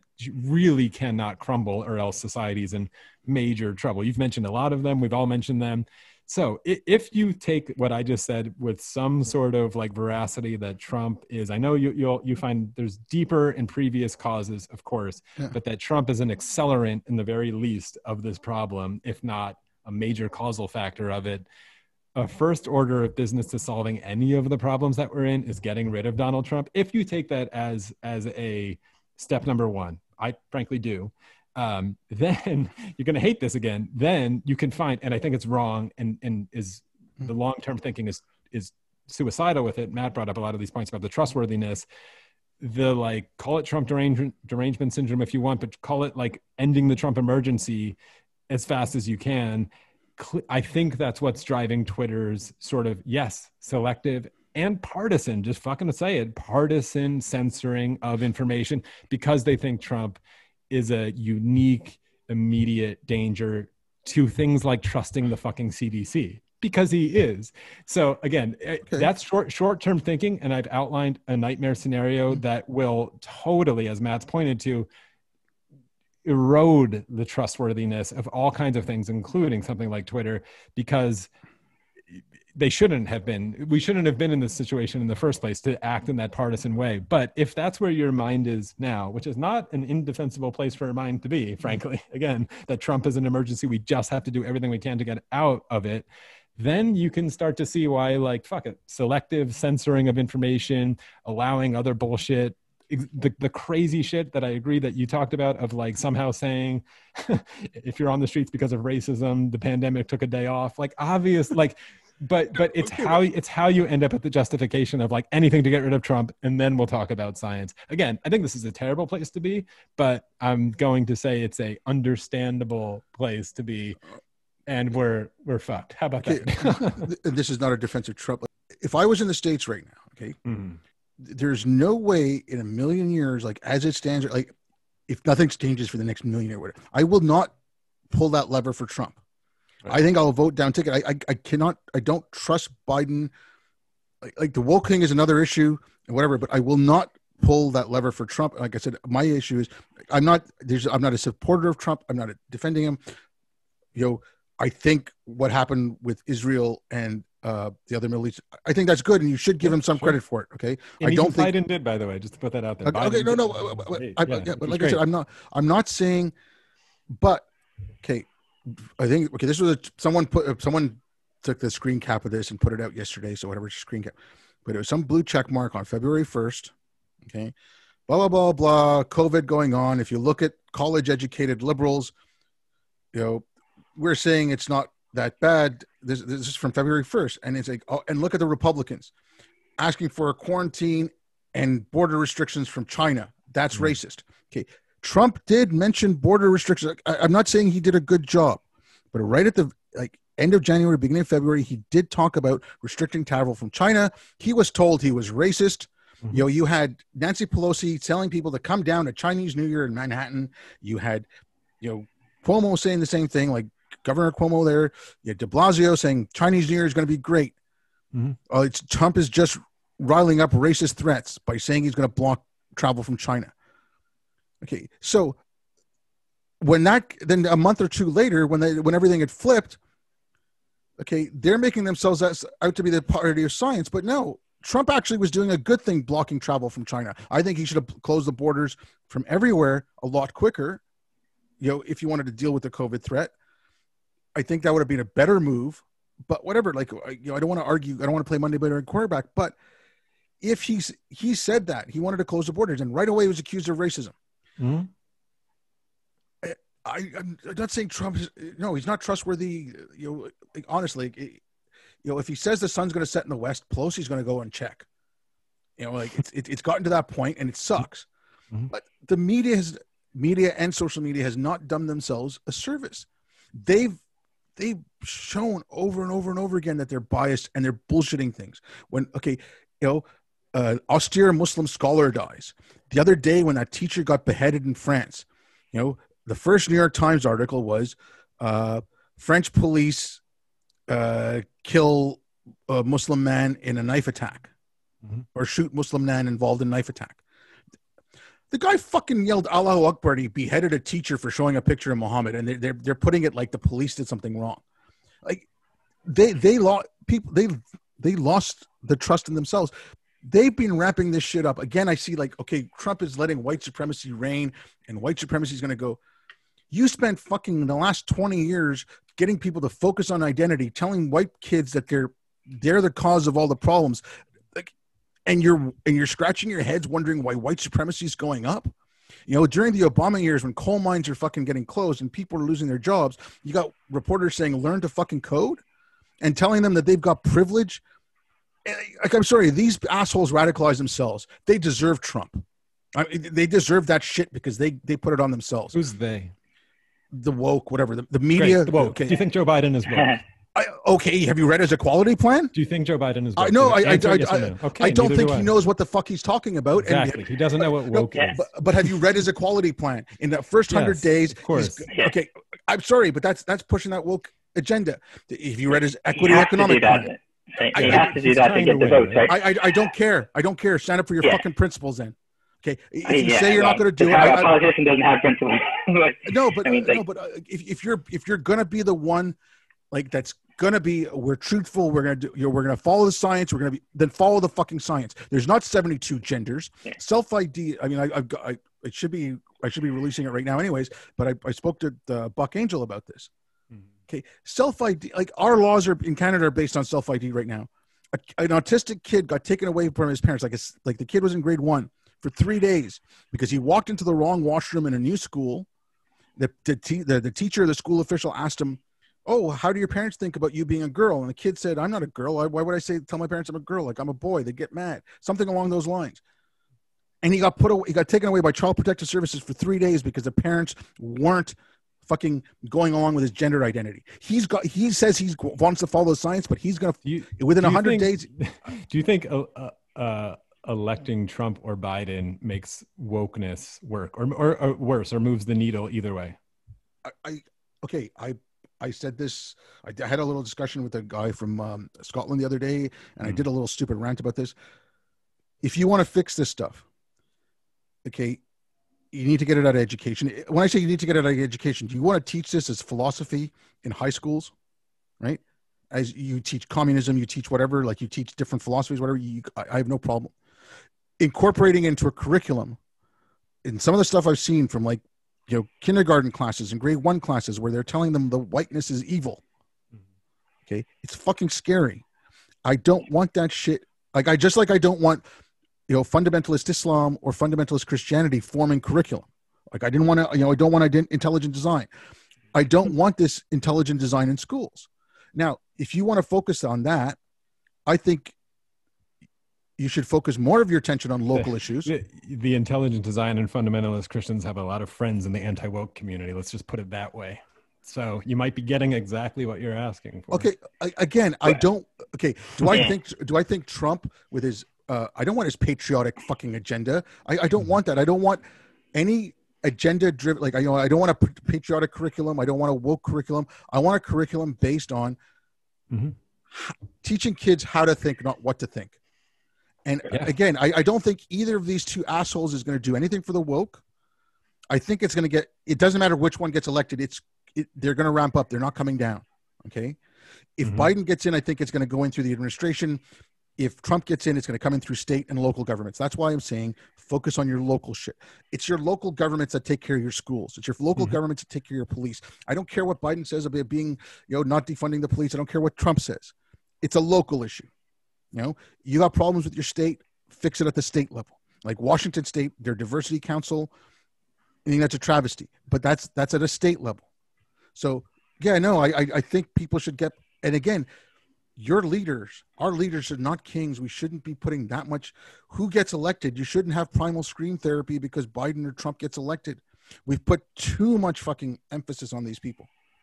It is much. Sorry, I was going to say, to bring it back a little bit to the misinformation thing. One thing that I think is interesting, and it's probably too much to get into right now, but I just want to touch on it a bit, is that there's so much data out there. Like, even if we want to teach kids how to critically think, right? One of the things we need to teach them is one of the things they're going to need in order to make decisions critically is data, right? And that's the best way is to have all the data and then be able to analyze the data and see where it comes out and see and garner some truth out of that and then make some decisions, right? And so now we have who has all the data, right? Is these social media companies, right? That's why I feel like they have a moral obligation to start using that data, and not for nefarious purposes, but for to use it in order to help to figure out which is trustworthy and which is not trustworthy. A lot of people are afraid of tracking data and all these things, but at the end of the day, it's really going to be the only way we get to a point where we can verify truthfulness and verify credibility. We're not going to I bring up this example a lot, like where so I have allergies, and I go to my doctor here.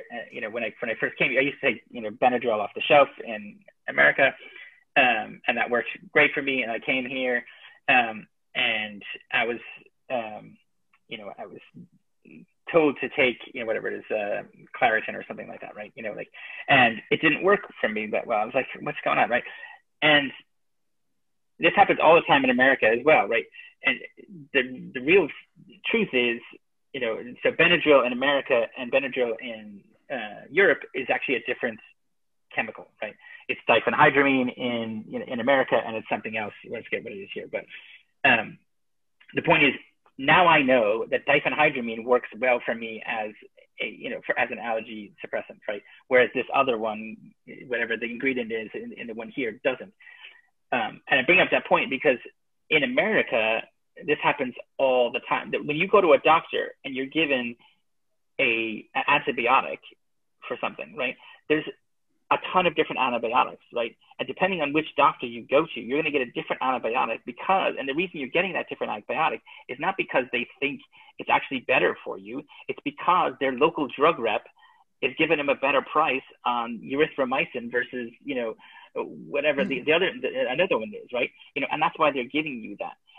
But data, there is enough data that they could that we could actually figure out, okay, this medicine is be given here for this particular diagnosis, and it's actually working better, right, than the one that's given in this little suburb of Philadelphia is better than the one that's given in New York, right?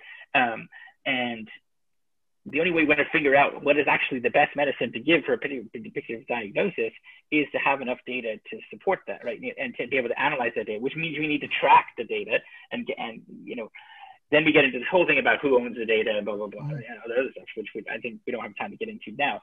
But my point is, data is the only way for us to get out of this, right? But when we figure out, it's the best way to combat the CRT stuff, right? When we say, okay, if they're saying that, this is the best way to, that every, claiming that all white people are racist from the beginning and there's no way we can change is the best way to actually get Black people into a better position in life. Well, the data doesn't support that, right? And there's data that shows that, blah, blah, blah, blah. If these other things were in place, then yes, Black people would have a better life, right? The only way we're going to refute that is not by saying, oh, our idea is better than yours. It's by saying, no, we have data to back up this, and here's actually the best way out of your situation, right? And bring it back. So, and then with the misinformation stuff, the only way we're going to get around misinformation, because there's going to be so much of it, right? There's no way that we're not going to stop misinformation from spreading now, right? It's just going to be out there, and the only way we're going to stop it, the only way we're going to be able to get around it, is like you're saying, right, by educating people or having ways that people can verify the credibility of things, right? It's just the only way. Like it's not going anywhere, and it's just going to get more of it. And if I don't know if you listen to Sam Harris's most recent podcast, it's pretty scary, the stuff they're doing with deepfakes and all this other stuff, right? But it's not going to magically go away, right? So, nope. And we're not even going to get away with it by saying, I used to do with my kids, I remember when they were younger, my kids are 10 and 11 and 13 now, but when they were younger, they started watching YouTube at say 4 or 5 or something, right? And they had YouTube Kids come out around that same time. And I remember thinking to myself, like, I'm not going to force them to use YouTube Kids versus YouTube, right? Because I want them to know the stuff that's inappropriate and the stuff that's appropriate, right? And they know that now, right? And are they never going to watch something that's inappropriate? No, they probably will, right? And I hear it all the time now that they're older. I hear them listening to videos with curse words and things like that that they know that they can't say and things like that. But they know that, right? They know actively that they're watching something that's inappropriate, right? And they know that if I walked in the room, they'd quickly switch it away because they know that they shouldn't be doing it, right? But if they never saw it, right, then they wouldn't know that they shouldn't be doing it. I want to jump in on the data thing because I think it's a similar point that you made earlier. It's sort of a trust and reverence that it'll sort of answer itself, right? If the data has this way of mugging people with the reality of its truth and veracity, if you go down these certain CRT paths about racism or something, the data, you could believe it if you want, but just wait 20 years and you'll see the way it works out, and then you'll learn the hard way or something like that. I think there's something to it, but I think it's a slower and longer and more painful process than you think. Biden's clearly upset about where we are at the moment with the moment of that conversation. But I'll give you an example. I re-listened to it yesterday.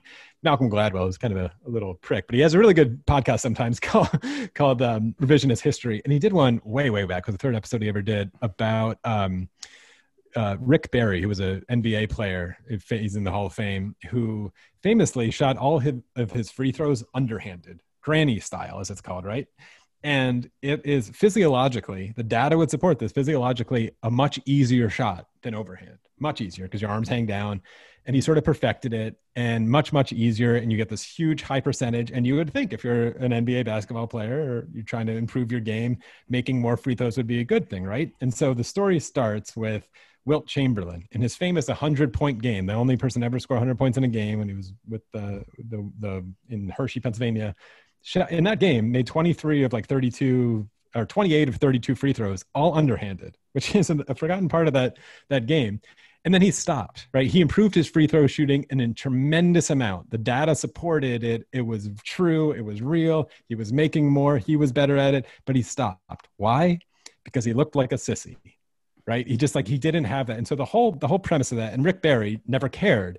And the premise of that, how do you explain when the data is pointing in a certain direction very strongly? In fact, you even experience it. Let's bring it to contemporary terms, defunding the police, the places that, or the Ferguson effect, places that are, experimenting with that are seeing huge spikes in crime. You're literally seeing the data refute the idea that you thought was a good idea, but still, I don't believe that is magically going to have people automatically change course, because Rick Barry is a certain kind of personality. Then the entire, what explains why people do things that they know is a bad idea and the data points against it in something like shooting underhanded.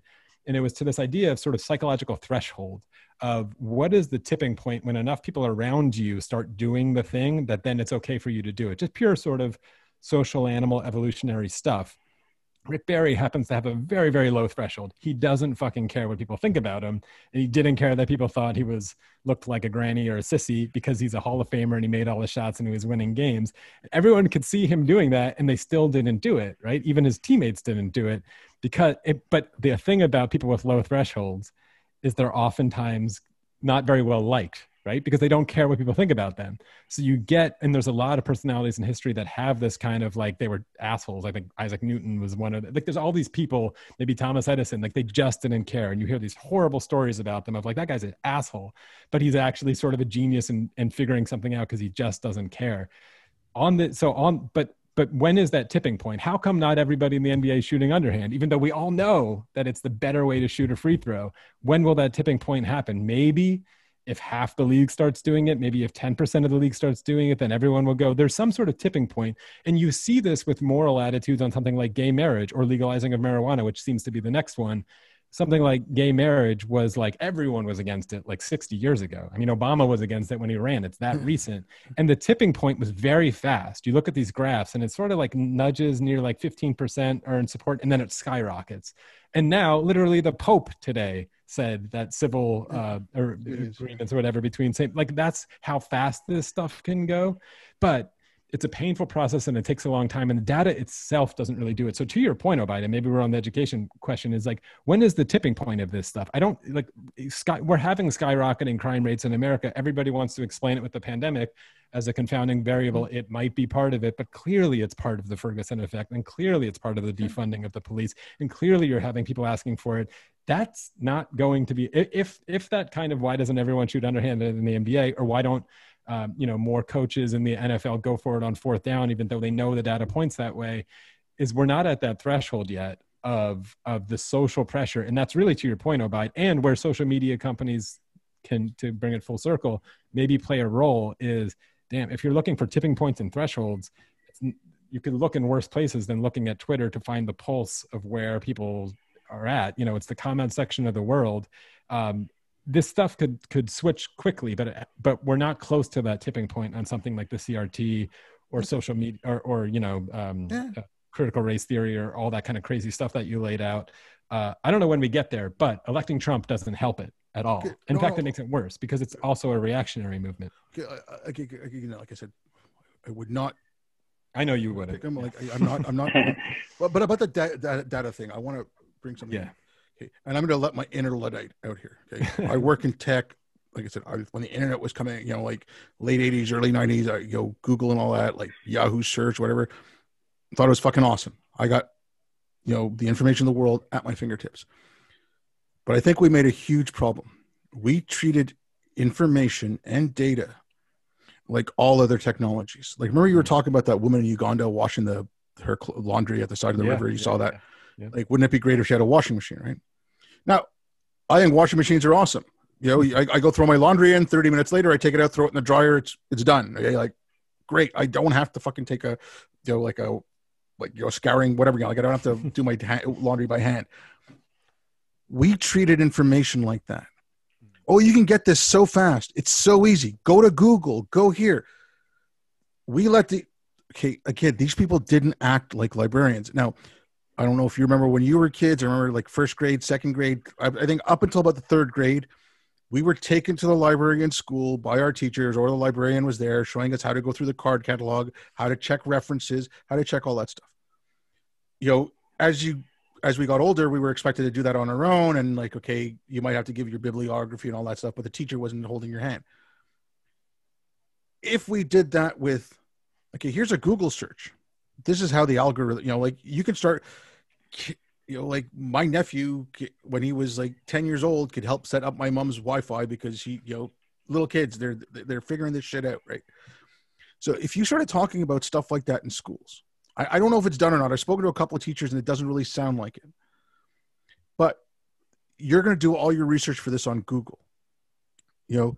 How do you, you could do like little stupid things like why is the sky blue and stuff like that. Or, I don't know if there's like a kid's version of Google that you can, maybe there's like science stuff on YouTube Kids. I don't know, but you can go through the process of showing them. Like when you go to the library, they say, okay, this is in fiction. This is in nonfiction. You're looking for, something about World War II. So you're not going to go into fiction. You're going to go into nonfiction. They explain all that, right? You can do the same shit here.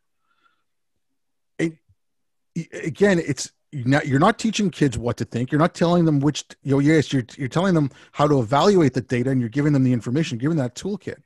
Now, if the kid after the fact wants to, again, go take the fucking quote unquote science paper that says the moon is green cheese and does his report on that. Now the teacher can give him why that information was wrong, like as part of the grading system. Yes, that's more work for teachers, pay them more, hire better teachers, whatever. But, like it's the same way we showed kids how to do research, or the same way I learned how to do research when I was a kid, when I was in university, that builds up to those same kind of things have to be taught. You can have it for seniors where have it in a local library where seniors are taught how to spot bullshit online. Like that article you put out from CNN about the deep fakes. Okay. Part of that article spent on how you can check. Okay. It was hard. Yeah. Okay. I mean, No, I know it's very hard, but again, grandmothers are going to be fooled. Let's put it that way. Oh yeah, sure. Like people fooled by Ben Shapiro and the, whatever the I didn't see this one. Okay, what was that singer? There was that stupid singer with Wet Ass Pussy or whatever the song there. Oh, they put Ben Shapiro in that at the deepfake? They took Ben Shapiro's face and that's how I want deepfakes to be used exclusively. But okay, now and yes, they look really authentic. They're real. Yeah, I guarantee. Okay, Matt, you're working software. I bet you there's someone working on the software that will spot those, right? Yeah. And then that could be embedded into players. Yeah.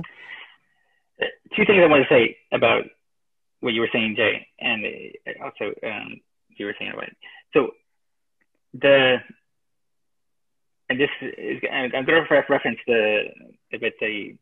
the open letter I wrote to LetterWiki. We really have to, in my mind, we have to differentiate between beliefs and ideas. And to me, the quick definition I use is a belief is when an idea is adopted by a group and has enforcement by the group. So it can no longer, like if you have two ideas, you can actually you can consider the two of them, you can argue about them, you can figure out which is the best idea. But once an idea is adopted by a group, it becomes a belief. You no longer have the ability to argue about the nuances of that idea, because now it's agreed upon by a group. If you start to question the idea, then the group says, no, you can't question the idea anymore. We've all agreed that this is the idea, and now it's become a belief. So there's two things. One, you were saying, Jay, about you have to be able to combat beliefs can't be combated with ideas. It's a bad strategy, because again, like I was saying, like the belief is never going to. What we're trying to do a lot of times is we're taking an idea and saying, okay, we're saying that they have an idea that's bad and we have a better idea, but what they actually have is a belief. And so we're trying to combat that, but they're never going to change their belief because now it's being forced by a group. So the only way to dismantle the belief is actually to dismantle the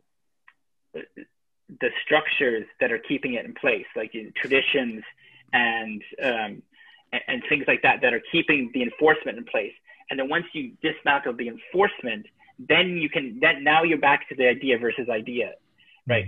Mm-hmm. And that's where, like, it's when you have idea versus idea that then data comes into play that can verify which idea is better. I agree with you. You can't combat the beliefs with data and ideas, because that's never going to happen, right? They're never going to change their beliefs and ideas. So the problem is the CRT thing is becoming a belief, right? And it's being enforced by the groups. And so we need to actually fight the structure, and we need to fight it becoming the enforcement of it is what we need to fight in order to make sure that then we can get back down to, are these ideas worthy ideas, and what's the best idea to have. But I really think a lot of times, both on the right and the left, people are really trying to, and this is one of my issues. Like, I love Sam Harris. I've listened to him, however many hundreds of hours of his podcasts I've listened to, right? But one of his big things, is that good ideas. Good ideas should beat out bad ideas, right? And we should focus on the good ideas and whatever, But I think he misses this structure of belief that's in place, even though he wrote a whole book on on beliefs and whatever. But I think there's the idea of traditions and the social enforcement and sometimes even legal enforcement of beliefs, that structure that's in place. And what you're seeing, you say for the gay marriage thing, it wasn't because all of a sudden people started to say, oh yeah, gay, the rights of gay people is a better idea than them not having good rights, right? That wasn't what caused the thing to collapse, right? It was the collapsing of it was no longer cool to be part of the group which enforced that idea, right? The belief structure is what the enforcement structure is what actually got dismantled, right? And once that got dismantled, it was about the ideas. I think it's great. I think that there's a lot there, and it's that I worked with Sam and I know him well, and my constant criticism of him is that he doesn't incorporate psychology enough, which is really what you're talking about. And pure philosophy and ideas, the world of ideas, marketplace of ideas. Second time we've used the term now, is a philosophical idea and probably not a human one, frankly, because we're social animals and we're psychological animals. And you use the word cool, which is the exact right word. I mean, I'm very much like leaning on the Robin Hanson thing here of sort of sex, status, and money is important to us, and status more than the other two by far, which is surprising to people, but it's by far the most important one.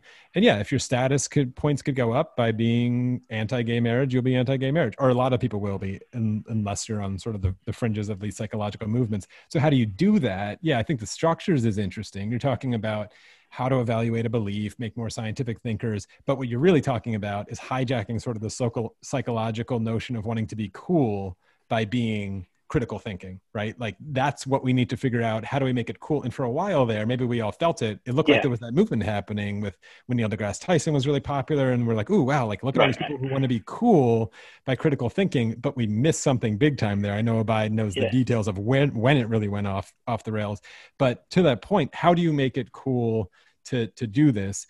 A lot of on something like the gay marriage one, I don't know if you know some of the details of the door-to-door stuff. Some of the most effective stuff that the data pointed to was literally gay people going door to door and knocking on the doors of people who, were Christians or thought they were really against this on the belief level, right? I would call it a rule of thumb, like a rule of thumb, but a socially enforced belief level. I get what you're talking about. They were in that. So immediately they were like, oh, I'm anti that. Without even really thinking about it much. It was just a belief, right?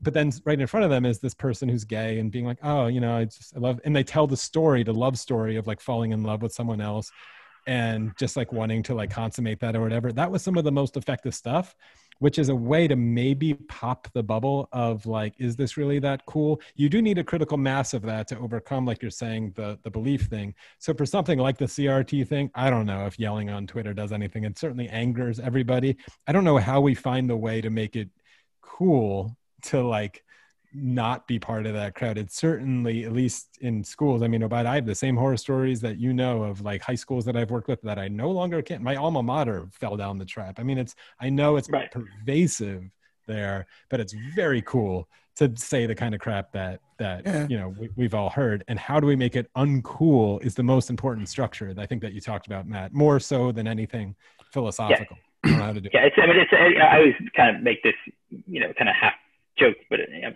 half serious. Like, you would get 1 million more atheists tomorrow if you told them they could keep Christmas, right? Yeah, Christmas is kind of cool. Because there's so many people who consider them Christians, that aren't really applying any of the rules of Christianity, but yet they follow the structures of it, right? Like they can't give up on the traditions of it because it's too, not because they're so even because the traditions are so cool, but they're just so in place that like it's just too hard to fight against those traditions, right? To create new traditions is too hard.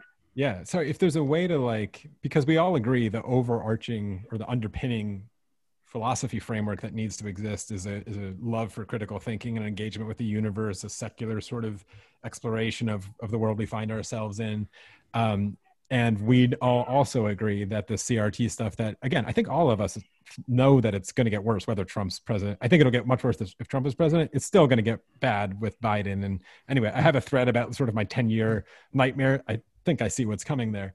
But in order to make it cool. I don't know if you're right. Directly attacking it is not going to do much other than sort of like gather the teams on either side of the fence. But if we know the framework that pops it is an honest, critical thinking investigation of the universe, which it will, something like, hey, you want to solve the problem of inequality in America? Great. That's a scientific problem to solve. Here's some tools to answer it. What if you can have them fall in love with the scientific method with something totally apolitical and innocuous, right? Like I just watched actually that Netflix documentary, My Octopus Teacher. I don't know if you've seen it yet. It's actually really beautiful. So it falls in love with the octopus or something like that. Almost. Now, it's pretty good actually. It's this photographer who goes deep diving. He's having his like personal crisis. Yeah, it's a nature documentary, but a very personal one. But he very much is falling in love with like discovering the natural world and this one particular octopus. It's pretty good actually. But it's like that kind of, I don't know where the energy in the intellectual community has gone for science. It doesn't seem like we see so few stories of like, literally last week, I was following the story of this new drill that's been approved, I think by the ESA or maybe it's NASA. They got awarded the contract to drill into the South Pole and the ice to look for ice on the moon. And eventually they want to take that to Europa. Like that kind of shit is cool. How to solve a problem of like, and that's an engineering problem. It's a philosophy problem. It's a scientific problem. If you can fall in love with that and know what you fell in love with, which is not the drill, but the scientific method of how you get under the ice on a moon of Jupiter, which is a cool problem. And it's cool to do that. Hopefully you could keep that same brain when you apply it to a problem like how do we address racial inequality or crime in urban areas that happen to be Black in America. And you know the hypothesis of all white people are racist and it's all blah, blah, blah, blah, blah is a bad fucking science experiment. That it's a longer game, but I think that's the like strategy you're talking about, Matt. And of course, Obaid, I know you go directly at it. So does people like James Lindsay, who I've already subtweeted in this kind of conversation when I talked about who he gets his money from, because you should keep an eye on it. I'm just going to call him out. It is a Christian fundamentalist, and keep an eye on it. If you don't want that in your schools, keep an eye on the unholy alliances there. It drives me fucking crazy that no one talks about this stuff, but go directly at it. Fine. But I think ultimately the way to defeat it is having people fall in love with the scientific method and realizing how unscientific critical race theory is or something like it. Okay. The critical race theory stuff, intersectionality. Again, I don't want Trump's patriotic curriculum. I don't want that shit. Right. But the way I look at this stuff is, okay, I am going to equate it to a religion because it is quasi-religious. Like, I mean, John McWhorter's talking about it. James Lindsay again has written a couple of papers on that. Now, it is a lot easier to stop someone from converting to a cult than it is to deprogram them. Mm-hmm. So if I can stop my friends and people I know from buying into this crap, and I mean, the only way to stop it is to, you just have to tell outright what it says, because it says some pretty awful things. Mm-hmm. That book. I disagree. I think the only way to stop people from actually going to it is to make it uncool to do it. No, before they join. It doesn't matter if because they're actually not evaluating. They don't know enough about it. That's what I'm saying. I'm talking about stopping people from converting. I've spoken to my friends. Okay, this is small n. This is anecdotal. Yeah. Whatever. I'm not saying this is my guarantee, but friends of mine after the George Floyd thing who started talking about white privilege and white fragility. They'd never used these terms in their lives. They're the same age as me. Just turned 51. They're roughly the same age as I am. Never used the term. All of a sudden they're using it. And they're going on about being anti-racist. So I talked to them and I said, okay, white fragility, here's the book. I said, and I said, don't take my word for it. Here's a reading list. If you want, go read these things. I said, I told them about Derek Bell's idea of interest convergence. I told them about Delgado. I told them about Kendi. I told them about some of the stuff Crenshaw wrote. I spent 18 months when I was reading about race. I literally almost anything I read for the last 15 to 18 months has been critical race theory, intersectionality, some gender. Okay, I've read a lot of this stuff, so I can point them out straight to what it says. Mm-hmm. As soon as I explain to them, they're like, they don't want any part of that shit. But doesn't that prove Matt's point that they adopted it, or at least in their language, because it was cool without even knowing what it was? No, like the percentage of people using the term anti-racism that have actually read Kennedy's book is probably lower than the percentage that I said before, like New York Post to like sharing it on Twitter. No. Well, that's what I'm saying though. Like the majority of the people right now who are using it and taking it up are the people who've gone to the Scientology place for fun to get an audit. Now, some number of them are going to go sign away their house, right? And then they're going to find out they're broke when they realize that they bought into fucking space aliens coming out of volcanoes. Now, that's the same thing here. I want to stop them from getting to that point. I went down a huge rabbit hole about Scientology, so I know a lot about it. but it's but the key thing about it though is it's not like somebody walks in one day and says. They don't present them with the space aliens, right? I know, I know that. It's not like somebody says. So what it is it's all about like you get. It's the coolness factor in a way. Like you get in and you say, oh, this thing, they give you some introductory courses that work, and you say, oh, this is cool. And then you start to meet some people, and then they say, "Hey, isn't this cool?" And you say, "Yeah, it's part of it. Cool. We're part of it. We could be part of this group." Yeah. And then the group starts to enforce, and it's the group enforcement. It's not. None of the ideas are good, or even like they're. And they know it as they go along. Even like you talk to them, and that's exactly. They say. That's exactly what I'm saying, though. No, but that's exactly what I'm saying. Like, just give me a sec. Like, I'm saying that exact same thing. These people, when they start talking about anti-racism, right after the George Floyd thing, like within a week or two, they didn't know what it meant. As soon as I explained to them, as soon as I went through Kennedy with them, as soon as I went through some of the stuff from Derek Bell, as soon as I went through some of this stuff with them and laid out what it said, they're like, no, that's nuts. And then they didn't take it up anymore. These weren't people who they just heard the term, like. Again, this is Jonathan Rauch's humanitarian threat to liberal science, right?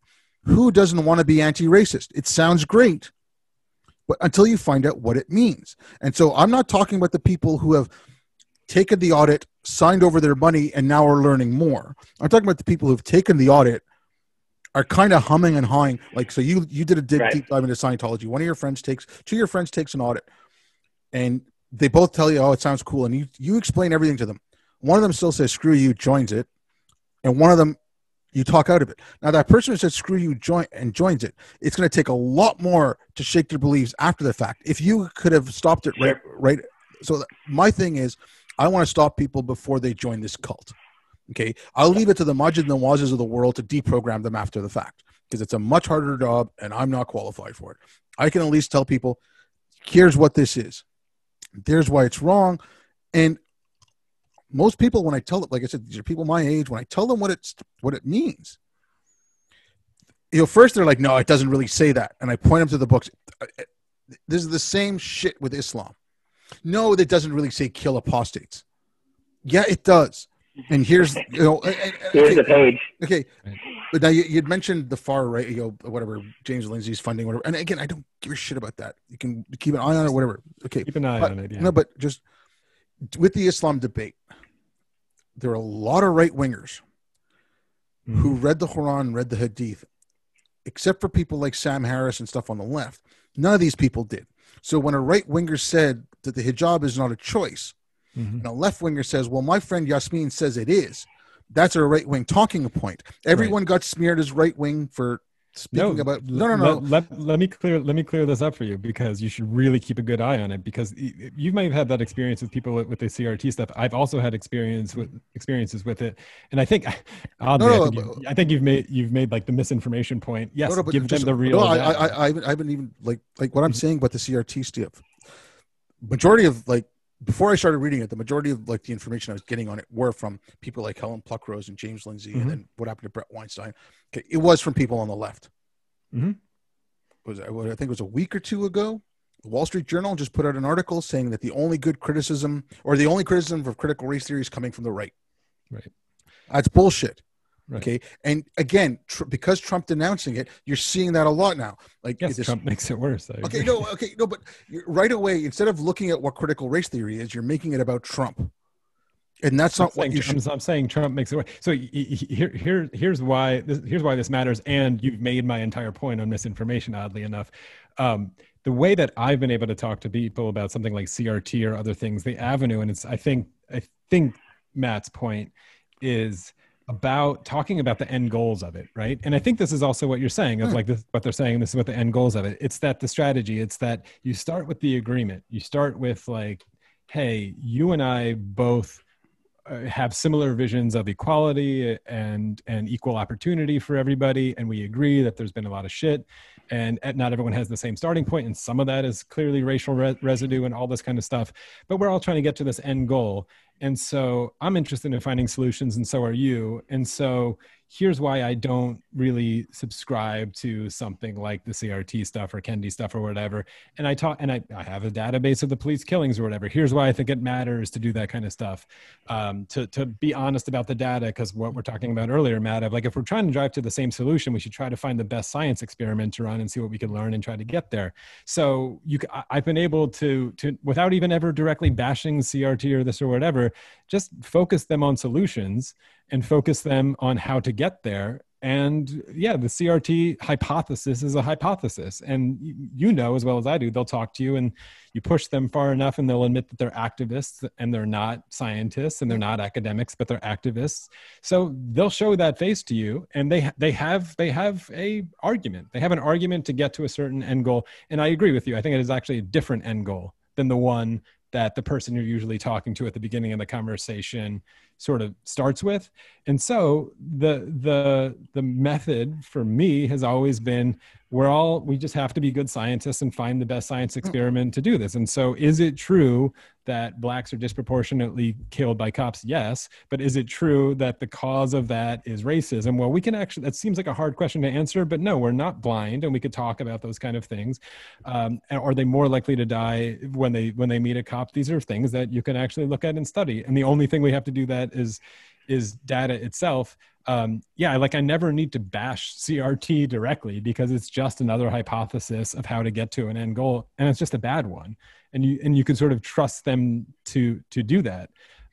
But in a weird way, have you made the argument for me about the responsibility of intervening with someone who's getting bad information? Or this question, being exposed to more of it is not the thing that diffuses it on itself. That it actually can become cool. It actually can become, more of a whirlwind and raise to that level of belief. Have you made the point? Is that like fake news about it actually hurts people? But here's the thing: they're not giving you the fake news about it. Okay, they're what people who are hearing. Don't you want to be anti-racist? Right? They don't know what anti-racism is. They just heard the term anti-racist. I'm like, here, read Kendi's book, How to Be an Anti-Racist. Read Anti-Racist Baby. I'm like, I'll give them the books to read. I'm giving them the information. Mm-hmm. I'm telling them what it is. I'm giving them the information. Like, even give them a couple articles. They'll read it and they're like, this stuff is shit, and they'll walk away for the most part. Now, some people are, oh yeah, no, this makes sense to be blah blah blah blah. Yes, I'm going to have to take that risk. Same thing when someone says I'm going to convert to Islam because it's the most peaceful religion, it's the most feminist religion, blah blah blah blah blah. Right? I'm like, no, it's not. Read this, this, and this. Read the Hadith. Here's the Quran. Here's the Sirah. Here's all this stuff. You can read it. If they read it, I've given them that information. I'm telling them what I think of it. I'm saying, I'm not hiding. When I tell someone to read Kendi and read D'Angelo and read all this stuff, I'm not hiding critical race theory from them. I'm not hiding intersectionality from them. I'm giving them the information, right? I'm not trying to get them to not. You think they've been delivered fake news to this point in a way. No, I know. I'm saying they don't know anything about it. All they know is that they want to be anti-racist. Yeah. They don't know what anti-racism entails. Mm-hmm. I want to give them that information. I don't think that. Yeah. I have to say, the thing is, you're combating good ideas with bad ideas, right? You're saying, anti-racism is a bad idea, and here's why, right? And so now that's great, and that works, sometimes, or even it might even work most of the time with many of the people you talk to. But the only problem with that is it doesn't work at scale, right? Ideas don't scale. the only way ideas scale is when they become beliefs, and the belief is what scales it. It's not the idea, right? The idea that like a good idea can only infect, we're talking tens to hundreds tops, right? As the total number of people who could actually be infected by the idea just on its merits, right? It's only for something to be adopted by any group larger than that, it has to start to become an idea that is conformed and is that has people putting pressure down on top of it and saying this is what we have to believe, and you can't modify the idea once it gets to that point and goes further. So I agree with you that like if you're talking one-on-one with people, then you can start talking about idea versus idea, and you might be able to get people to not believe in CRT if they haven't believed it yet. But the way to combat what's going on in universities and whatever, all that stuff now is not going to be based on because most people like at scale, people don't read. Right. Nobody's reading these books. Nobody's religious books. Yeah. Right. Exactly. They don't read the Bible. They don't read the Quran. They don't believe. They go to ideas don't even matter at that point. Yeah. Okay. Yeah. But here's the thing. That's not too much information. Then that's not enough information. Right. Someone not reading their holy text. That's not a fact of them having too much information. That's them not having enough. So no, it just doesn't matter. Okay, no, but it doesn't matter. Okay, yeah, fine. Yeah, but you're talking about at the college level, university. Oh, what happens with critical race? Okay, I'm talking about K through 12. Okay. This is forming curriculum. Now, this stuff shouldn't be forming curriculum. So if you get that out of the curriculum, and you actually go back to old school critical thinking. Okay, I'll use the example of Michaela School in London. Now, I think some of the stuff that Catherine Birbal Singh does, I consider them a little draconian. Like no kids are allowed to talk in the hallways between classes and stuff like that. But her results, and she's being attacked for her results, by the way. I mean, she's got the best school in England right now, or the best school in the UK. It's basically like the UK version of charter school. And what did they do? They went back to critical thinking. They went back to the 3 R's. They went back to the fundamentals. Teacher led from the front of the classroom. Again, you can say that's not the best way to teach, whatever, but she's getting results. Like you've worked with some, I think you mentioned you work with a couple of schools, whatever. Mm-hmm. I mean, aren't public schools teaching towards the standardized test instead of teaching the curriculum? They're not teaching kids to think. They're just teaching kids the answers, as far as I can tell. I mean, my experiences with those schools was the same capture that you worry about of a lot of this anti-racism language. And it's terrible. I mean, I wrote letters to my president. He finally got back to me, which wasn't great, actually. It just didn't go that well. So I did not intervene successfully at that level yet. But it's not, the ideas at that point barely matter. They barely register. Yeah, I was hoping, I mean, we haven't talked about social media misinformation in a while. I was hoping to avoid another conversation about CRT and wokeness, but I like the angle that you brought into it, Matt, of the coolness factor. I think there's something to edit about belief versus idea. I'm not sure what it is yet, because I think there is something about an individual belief that's possible, but a group belief is obviously the thing that scales. And when that sort of takeoff point happens, and then how to deplug it. But the topic, maybe we could set this for another time. The topic that we didn't get to really talk to, that I wanted to talk to Abide about, although I think he's crashing, is I'll just keep doing it here because I do have to run. He the intervening, and obviously he's read a lot of CRT lately, and it very much shows in the topics that he wants to steer it to, and that's fine as a specific example. But the question of what is the first step you do to unplug this? Is it expose people to more of these bad ideas? Back to the social media thing, is sunlight really the best disinfectant for bad ideas on themselves? I'm not so sure about that. And you mentioned Sam Harris talking about deep fakes and whatever, that it's only going to get more pervasive, more difficult. I worry about, from again the philosophical standpoint of where the ultimate responsibility lies, and if we're going to trust people to parse the information, which again would be the ideal setting, and that's where Abide's gone about education, about how to create better minds out there. And yes, CRT is one of the toxic, maybe the toxic sort of poison at the moment, corrupting a lot of it, which is the new religion. It's not new, right? It's a new religion. We've dealt with this before, not well ever though. How do you do that? How do you create minds that have their own immunity built into them, that they can spot a news story or spot a fake fucking video and then decide what's real and what's not? And we have to admit that false information does carry with it indirect harm. I know the word harm is like triggering for some people, but there is disinformation that leads to awful things, even if it's not a direct sort of threat for violence or whatever. We have to just acknowledge that as a potential harm. So how do you create better minds that have that immunity system?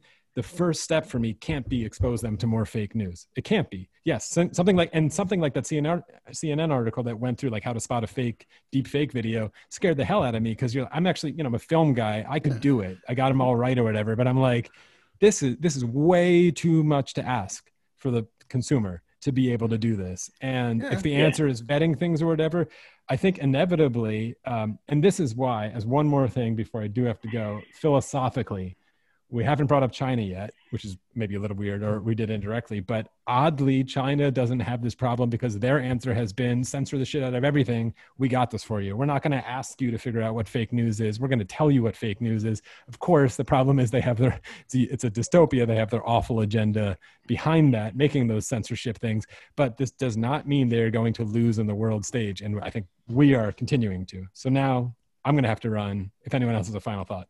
Yeah. Well, that's because China is all belief, right? I mean, there's no idea. It's all belief, right? I'd be interested. I'd be interested if you had but that piece that I wrote. If you had to look at it and give me some feedback if you want, because I would like to edit it and refine that idea. But yeah, I do think that it goes back to the cult thing. It goes back to all these things, and I don't think we're combating it properly, by focusing on the smaller scale. I agree. We need to do both. Okay, yeah, fine. I mean, like, I look at the realities of things, right? I don't have a large reach. I'm not going to reach millions of people. I'm not going to, best I can do is with my friends, one-on-one or in small groups, Sure. right? Okay, so that's what I'm trying to focus on. Because again, I think we have to start looking a lot more locally, because a lot of this stuff is affecting your local daily lives, and it's not going to be taken care of via executive order or any of that shit. Okay, it's going to be done. You're going to have, like, there was a woman I spoke to. Her name is Lisa Bildy. She works for she's a civil rights lawyer in Canada, and she works for, I think, the law firm that represented the spas against Jessica Yaniv. So the like the shave my balls woman there, like the spas she was suing, or he, or whatever you want to say. Like, okay, so Lisa Bildy works for the firm or the organization that defended those people. Now, the Ontario Law Society was bringing in wokeness. She went to a couple of meetings. There was like half a dozen people pushing this stuff through. She got 8 to 10 of her friends to show up with her. They're all lawyers. They voted it down because these people have nothing else going on in their lives. They like going to meetings. They like meetings. Like they're awful people. No one likes going to fucking meetings. These people do, and so no one shows up. So again, like, the CRT stuff or whatever. It's just another, but it's taken over everything, and it's not just when everything is racist, when you can't teach mathematics because statistics are racist, because the statistics might show that there's more crime in the inner city in a black neighborhood than there is in a white suburb. And that fact is now racist. So maths is racist. Yeah.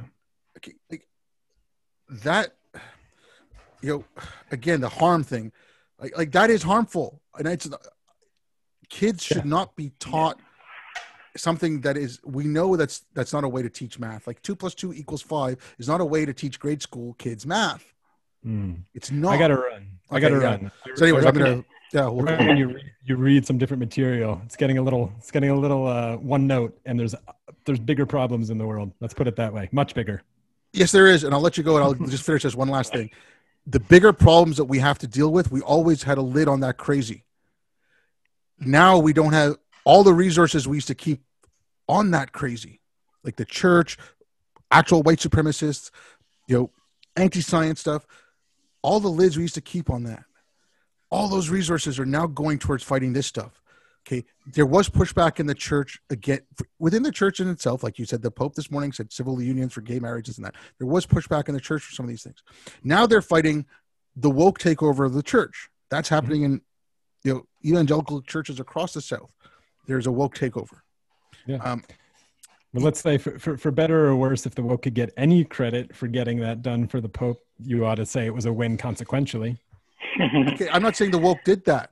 I'm saying that what I'm saying is that the resource, like Sam Harris would talk about the opportunity cost of having to deal with the Reza Aslans of the world when it comes to Islam.